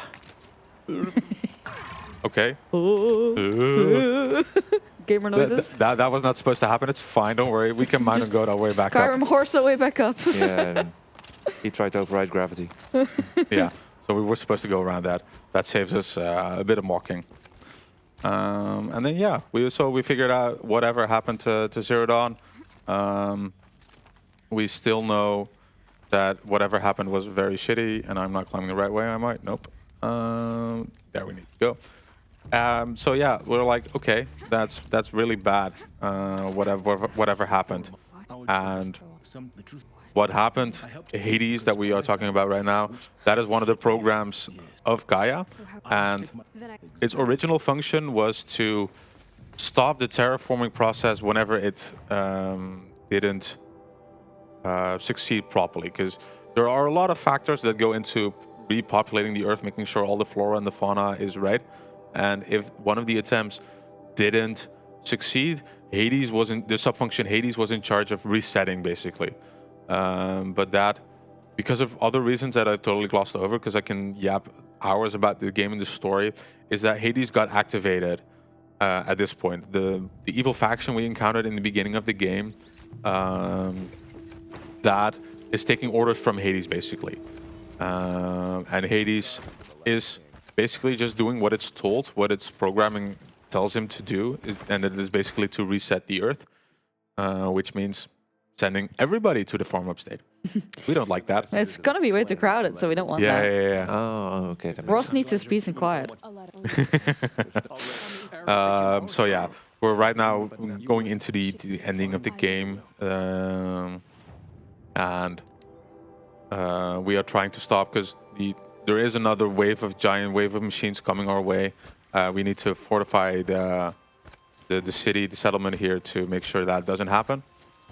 And yeah, we are figuring out that there's a plot with the trying to blow up a part of the city to spread more chaos, to make sure that the evil team wins or something like that. We don't like the evil team winning, so we are going to this house to figure out what is Ever's up to. And this is going to be, hopefully, I'm getting... Enough to kill us. This is a finicky... Okay, that's one part.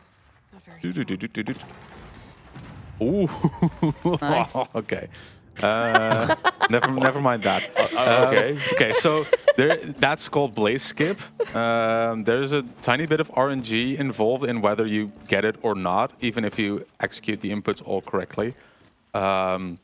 So basically, there is a tiny time, like half a second or something like that, but in between Aaron yapping and the actual trigger for inspecting that specific spot that it is active. Otherwise, Aaron starts yapping more, and you have to wait until he's done yapping to continue on with the specific quest. But there is if I mash fast enough in the right positions, I can activate those specific pots, and I can push out the explosives way before any of that was supposed to happen. Which I'm really happy that I got out of all the things, because that saves like, I want to say about a minute, which is mostly totally hangs on RNG. So that with the way Mike has been behaving and all that jazz, I'm really happy that went the way it should have. But obviously it's a big part of RNG at the end of the run, so it's not a fun trick to have fail on you like an hour and a half into the run. Yeah, right now we are sending on more people to a farm-up state with our favorite enemies, favorite machines, Glinthogs. Oh god. Those are annoying. Oh. We can hopefully snipe a couple of them before they come back to us here. Yeah. Come on, friend. They're annoying because they can fly, or? No, they're just really annoying to hit. Ooh. Honestly? Is there still one more? He's not dead yet. There we go. That was actually pretty decent RNG for that. While I continue on my game, we have time for messages. Thank you. I'd just like to give a very quick shout out to another one of our sponsors, Gigabyte. Gigabyte AORUS is a team of gamers delivering a full spectrum of gaming products, ranging from laptops and motherboards to graphics cards and monitors. They offer the most extreme gaming experiences, and you can check them out at www.aorus.com. Shoutouts. Please. Heal it with an. It will weak. I'm trying. Perhaps. Yes, more story. Thank you. Yep. Okay, yeah, so basically we are entering the end game territory right here. Like the final couple quests. Quietly does it. Panic in the city will only create another enemy. And do keep me appraised of each new arrival. Word with but. I said Exact. So, otherwise. It always kind of looked to me like it had a little beak on his forehead. I can see it. Yeah, it's kind of cute. All right, so right now we are entering actually the final part, because the game also warns you, like, are you sure you want to continue on? Because there is no way back from here. Like, yeah, I want to finish the game, please. Thank you. So, like, it's the eve of the final battle, so of course we need to get a good night's sleep. Leave anything unfinished? I want to rest before the battle. It says no way back in caps. No way back. No way back. And now we have unskippable cutscene once again. And I think that's our host's favorite words to hear. It absolutely is. We have 10 euros from Mike Ricks, who says, good luck to Blaster Mike with the end of the run, and hello to DMike74. Donation goes to Pink Mikeshie in Mikeshie's story. Real. Campfires, perhaps.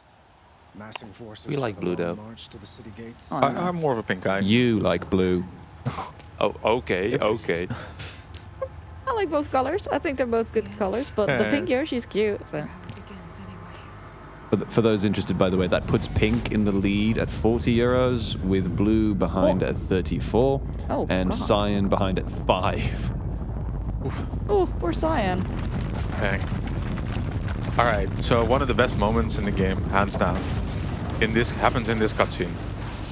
It is a fortunate or unfortunate camera angle for one of the characters. It's really funny. Once you see it, you can't unsee it. It's really good. Usually this is also like a good bio break, because it's like a minute and a half, but it's almost at the end of the game. But like, there's all sorts of things blowing up, and one of the things blowing up is the prison where where Helios is at. That's the angry white man that we fought earlier in the arena, and he's escaping right now. And the camera angle involves him. Wee. Good farm. Like, he's still angry. He's still very angry. Now he has a nice headgear. And why this upskirt is there, I don't know. No! Rally the vanguard. And Send reinforcements. like, you're supposed to have like a giant fight with him right now, with all sorts of goons as well. And like, he shoots at you. There's all sorts of exploding barrels. Yeah, I don't care. I have a sniper. Should have fought me in a sun ring then. Like, Helios? No, why are you walking? Where is he going? Come on, friendo. Can I not hit you over there? Jesus. That I over engineered that fight. It's fine. Can't believe you just one shot like that. Oh, to the farm. To the farm we go. Not on the. Why do we always skip the farm? There we go. It's All time right. loss. Almost at the end, but not before like a giant drawn-out waves of enemies coming at us. The game really intends for you to use one of the, like, I guess, I'm not really sure what the real life, like a bluster gun, like a shotgun at long range. The game intends for you to use that, you know, to camp out at a safe distance. We can snipe the giant Deathbringers with a well-placed sniper shot into one of the cameras. Don't ask me why the cameras are so sensitive to ice that they one-shot the enemy. It just happens to be that way. Fair enough. Well, friendo. There you go. So yeah, while I am fighting these waves. There's probably a good time for more yapping. That's not me. Any messages that people want to read, any questions that want to be asked. Now's a good time. Detail. I can read out another sponsor message. I love those.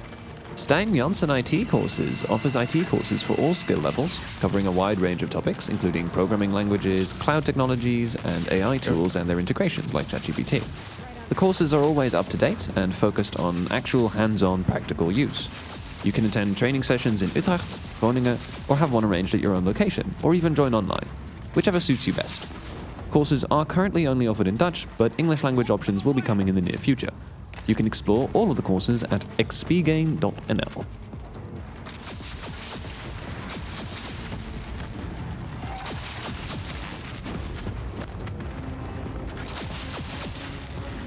Yeah, so we have a lot of monsters, a lot of machines to fight here. We know where they spawn, so which is really helpful for us. We have a bit of reprieve, so we can restock right here, as Aloy happily mentions. Tiny spot to catch our breath. Yep. We know that a giant big-ass Deathbringer is going to spawn here.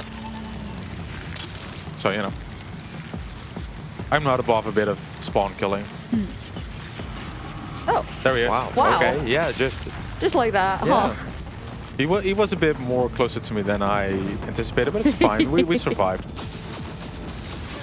Once again, shout outs to all the graphical cards out there. Let's see, this should be our favorite wave of enemies, I believe. Yeah, the Glinthawks. Oh. Bird. Okay, we sniped 2. Absolute bastard. That one doesn't. Where is the... No, he doesn't care. Why is he there? Sure, friendo. Just That, didn't feel like it.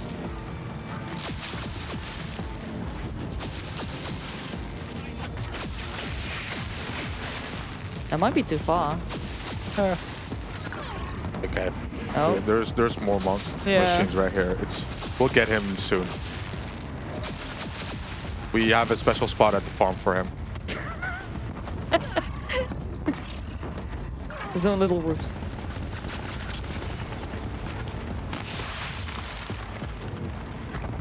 A lot of ammo crafting right here. Is he still over the... Oh, is that our giant Stormbird right there? Yep. That signals the end of the rounds right here. Let's see if we can... No, friend. I remember Brad. seeing this bird and going, oh no.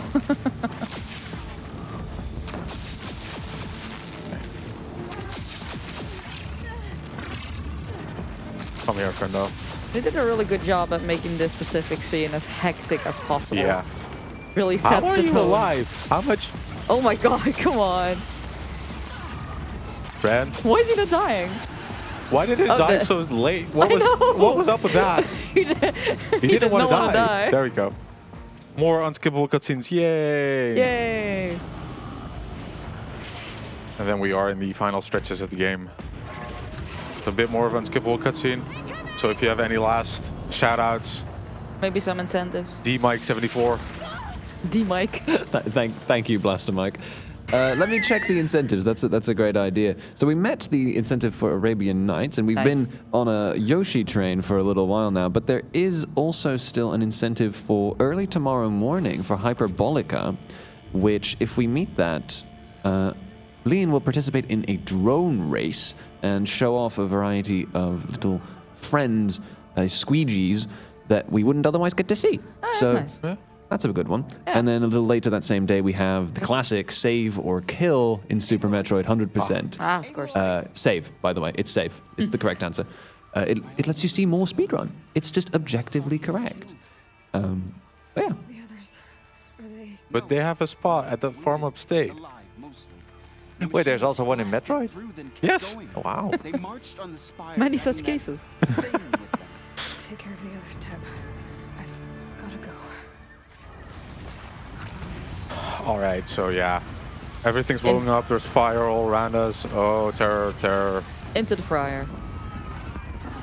It's fine. So we just casually roll away to some falling buildings. It's Oh. fine. Yeah, don't worry about it.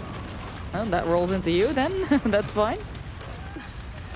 Just like the meme with everything on fire. It's just fine. This is fine. Yeah, this is fine.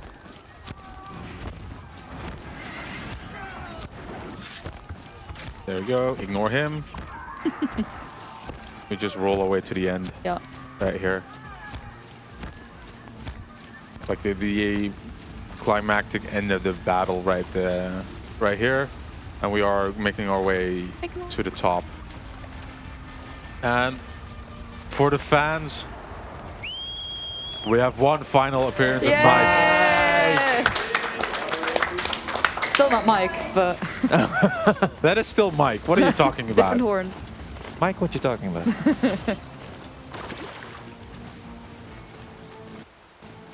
Don't worry about that cutscene. It's fine. Where did Mike go? It must have gotten through the defenses. Gannon's vanguard. I have to get up there. Oh, Mike! Goodbye, Mike. Thank you for your service. Poor Mike. Okay, Aloy, sure. That's a handle to gravitate towards. It's fine. I think that happened to me as well. Gotta keep going. That's not that. Keep pushing. Sure. Those are graphics as well. Don't worry about we it. just want more speedrun. She's such a magnet to the next like low ledge. Yeah, yeah. It's really funny to see.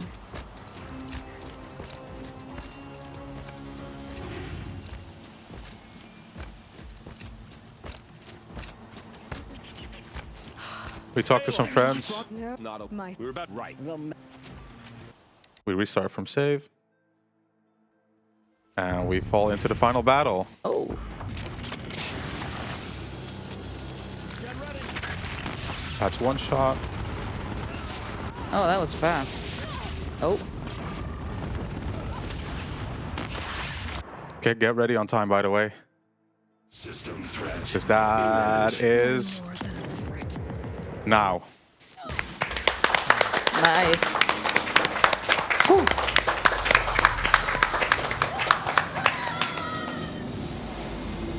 Oh my, that was a run of all time. I hope you enjoyed the many appearances of Mike in this game. Yeah, It's good. I miss him though. What a run. Was the best playthrough of Horizon Zero Dawn I've ever seen. This is also the first one, right? It's the only one I No think. comment. All right, we are going to skip that one. It's fine, don't worry about it. It's some ending cutscenes. No, hang on, let me quit to menu because I believe... Yes, we are not quite done with this game just yet because we did already meet the incentive. In fact, we met it before the run began. Nice. For the bonus smike percent run? Smack. Smike? No, it's smike, right? Smike. It's Okay, smike. yeah, yeah, that's fair. Yeah, Smike, yeah, yeah. smike. All right. So yeah, I'm loading into that save right now. Thank you all so much for meeting this incentive. It's really fun. We have a lot of wacky category extensions on the leaderboard. Smike percent is one such case. And that takes place in the DLC area of the game. So we have been here to this specific spot. Like we entered down here somewhere, and then we shot more people. We ignored some people. But if you go up here, this handhold, you enter the DLC area. Yep. Get some more silence. Get some more silence. Yeah. If you go here before you're intended to go here, like silence will yap into your ear like, dude, what are you doing? Where are you going Where right are you now? going? Yeah. In that DLC, we meet a lovable character by the name of Gildan. We in the community love Gildan. He's the best. As a fan in the audience. Yeah. The entire purpose of Smike percent is to complete his quest as fast as possible in there, and he smikes you. He smikes you. He smikes you. So if we want to get ready on the timer, I believe Reek started it earlier. Time specifically starts when I enter the handhold here on the first one. I can count you down if you want to. So let's go in 3, 2, 1, go.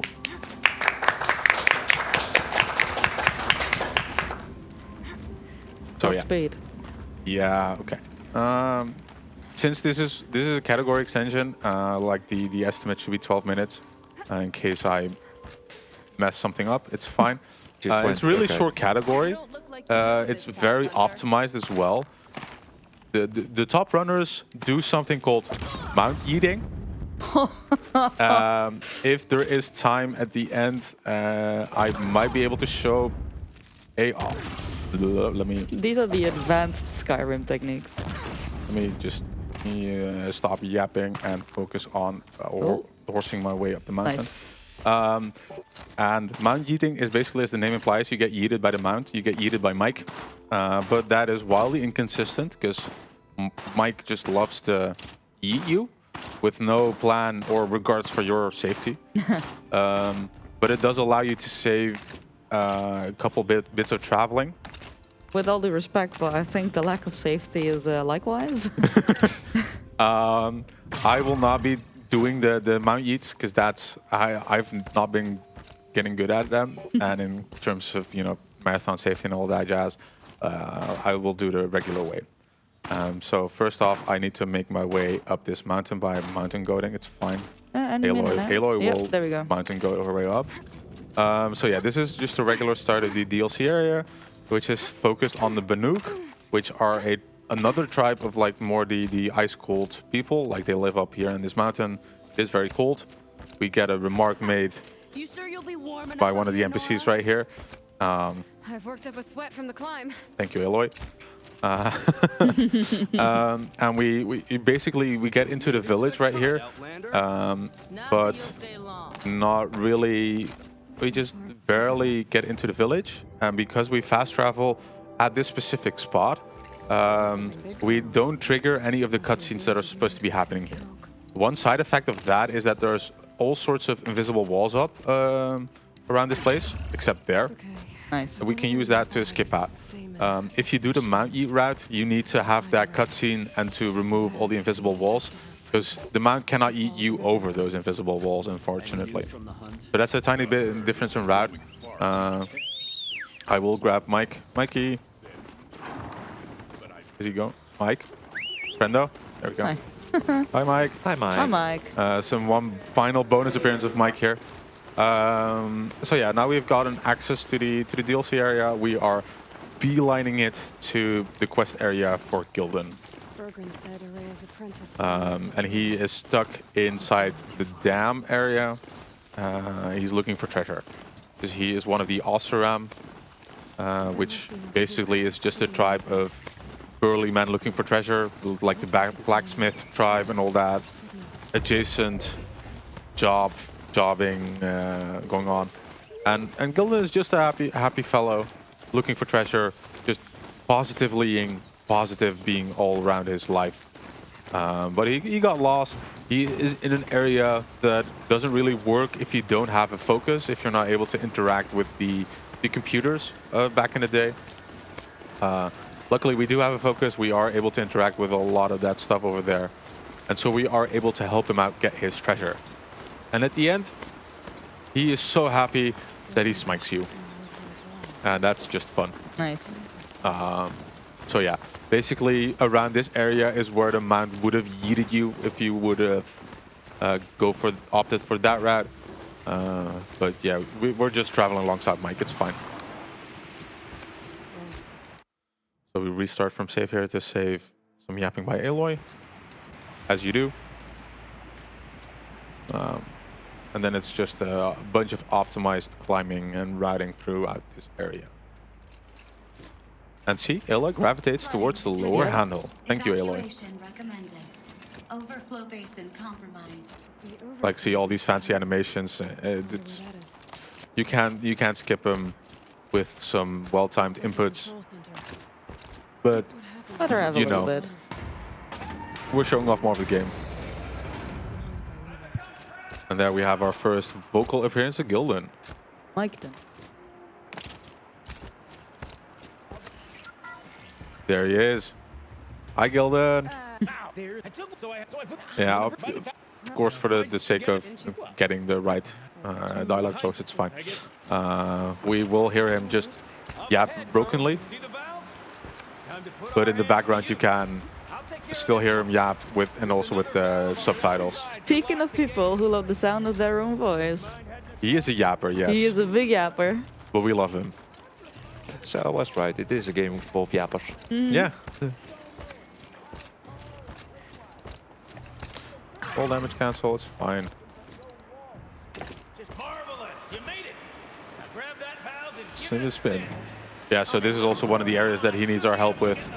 Because we need to close up the dam so we can lower the water.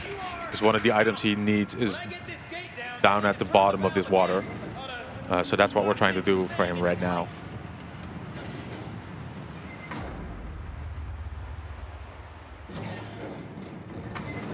This doesn't seem very OSHA safe. It's fine, don't worry. We're getting a light show over here. Yeah, Rico's playing with the lights again. Oh, what a guy. Yeah. Fire is a rare and special thing, girl. Can depend on it to take you exactly where you need to go. Yeah, I'm taking this relatively safe here.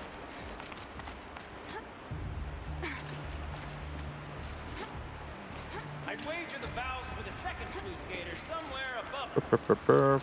How are we gonna get up there? Eloy, please, thank you. Look around. You're close, girl. Just spring across the gap. Okay, fine.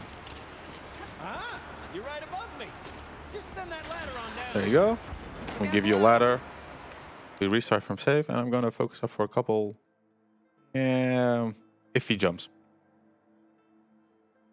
Hopefully I can get those.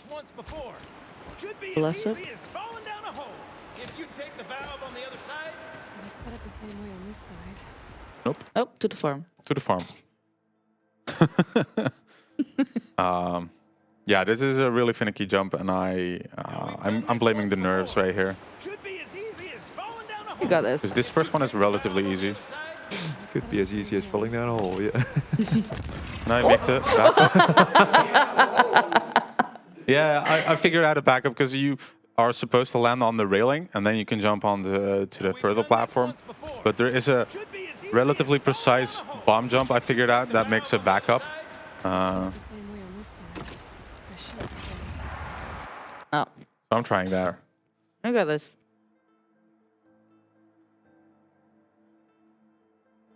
Now we've done this once Yeah, we've done this once before. Just falling down a hole. valve on the other side.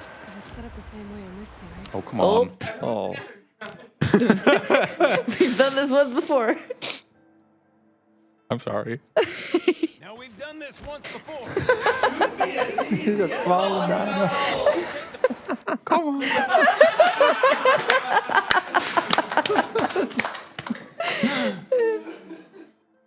Now we've done this once before. You take the valve on the other side. The same way on this side. I should look. Can I? Doable, doable. No, no, oh, it's never fine. mind. Oh. I think we've done this once before. Yeah. I hope so. Now we've done this once before. Be as easy Yeah, as falling down a hole. You take the valve on the other side. Let's set it the same way on this side. Come on. I should look for that. Oh, not even my backup? Aw. I'm just giving you more time to practice your lines. It's fine. Now we've done this once before. Could be as easy as falling down a hole. If you take the valve on the other side, Let's set it the same way on this side. I should look for an access there. Aw. Come on. Okay. You can do it. You can do it. I believe. Yeah. It could be as I'll- easy as falling down a hole. You've done this once before. once before. Easy as falling down a hole. You take the valve on the other side. Let's set it the same way on this side. I should look for an access tunnel. Okay, that's the okay, that was my backup.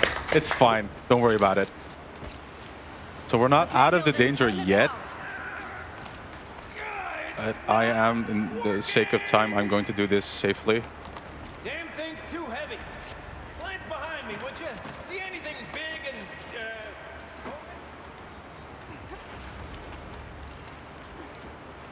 Okay, it's fine. Looks like part of the counterweight broke off. If I can And get up to there. save some time, you're supposed to get up the other railing. Okay, I've got a plan. I am doing this safely because I've been messing up that other jump.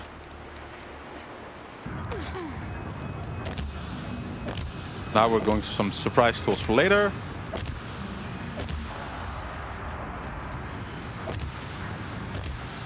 Don't worry about it. I think I know what this later is. There we go, locking the second gate. And everything should be relatively smooth sailing from here. Okay. Our surprise tool for later worked. Ah, there's the litter. Good question. Well, at least I should be able to swim now. Snap maw. Snap maw. Snap. Thanks, Gilden. Gil Mike? Gil Mike Dunn? Mike Dunn. Mike then. Mike Dunn. Yeah. Oh, what's in We've settled. here? More old world treasures, perhaps? This place is full of surprises. Do we have a look? If it's a quick one detail, D-Mike, you can get that in real quick right here. Absolutely. We have 10 euros from Mike, who says, should be as easy as falling down a hole. I knew it. Thank you, Mike. Thank you, Mike. Thank you, Mike. Haven't seen one of these since I was a little. Can't wait, I can't wait! What? I think... Did you only just say, like, oh, I haven't seen these since I was a kid? Yeah. Why am I blanking on the solution? This should be it, I think. Right? Help. Oh no. Oh, it's fine. Oh no. Fine. What? No, no, no, no. No. What's the correct configuration? Yeah. Why am I Alright, blanking on Aloy. that? Yeah. No, no, okay, the other way, it's fine. Why am I blanking on the solution, though? I shouldn't... Yeah. More time for charity. Yeah. Okay, I'm literally blanking on the solution. It's not... Okay. It's fine, it's fine. You do have notes for this, right? No, no, no, not for this specific one, but I'm really... You have the internet. I have the internet, it's fine. Are you Googling it? Yes. Yes, you are. Yes, I am. I don't want to... I'm blanking, I'm sorry, guys. It should be as easy as falling down a hole, right? It's easy as falling down a hole, You've done yes. this once before. Yeah. Am I... Hang on, why are you going so fast? Code should be here somewhere. Ugh. Can I read a donation in the Yes, meantime? please. Well, we have 3 more euros from Mike, who says, I've done this once before, but it should be as easy as falling down a hole. And that went to saving the animals. Thank you, Mike. Thank you, Mike. Thank you for your service, Mike. Ugh. Maybe Why am I the blanking on this configuration solution right now? boxes. This is not it. No. Do you need help? Yes, I'm looking for more help, and my... I feel stupid about this. Hold on. Where are my videos? Your videos. Let's go. I can do this. I can find a video where I do this correctly. I hope. What's the I correct knew I should configuration? have written this down.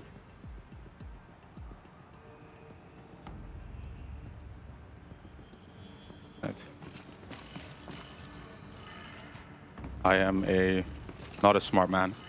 Wow, this website helped nothing. I really. Code for the locks should be close by. Yes, it should be close by. This isn't the quest at all. Am I still doing it stupidly? Yes, probably. Oh, I'm an idiot. I'm Googling the main quest. What's the quest called? The waterlogged. Left. Left, Down. up, down, up, right. I am so sorry, everyone. I don't know. Left, Down. up, down, up, right. Code should be here somewhere. Right? Left, up, down, up, right. Left. Up, Yes. up, down. Down. No. No. Aloy. The other Aloy. one. God damn it. Down. Down. Up. And Right. Now Yay! it's, now it's a co-op run. Thank you, Duncan. Thank you. Oh, thank you, Twitch chat. Shout I out to am so Wolf terribly Squish. sorry about that. Whoever said that in chat, thank you. Okay. Probably Mike. Yeah. Thank you, Wolf Mike. Okay, now we can get ready on time, though. Because now we're in the final cutscene.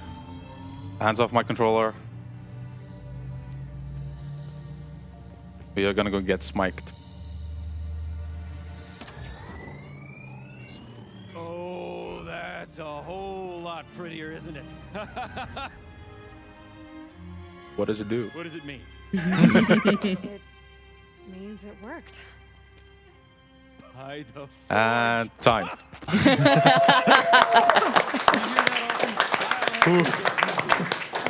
Oh, that sure was a wild mic ride. I am going to be keeping it brief, real here. Thank you all so much for watching. Thank you for commentating. Thank you for being here. Thank you for being Mike. Mike, thank you for being Mike. If you want to learn more about this game, we have an amazing community over at the Horizon Speedrun Discord. You can find the link on our speedrun.com page. We have tutorials for both main games in the any % category. We also have a tutorial for one of the DLCs, blanking on which one. They're amazing material. I learned the runs that way. Everyone's super helpful to help you out getting started, how to set everything up, to figure out new ways to make some certain skips work. So yeah, overall a really great place. So that's gonna be it for me. I will be back later at the closing of the marathon with Silk Song, with Mike Song. With me? Silk Mike. Look forward to that. Yeah.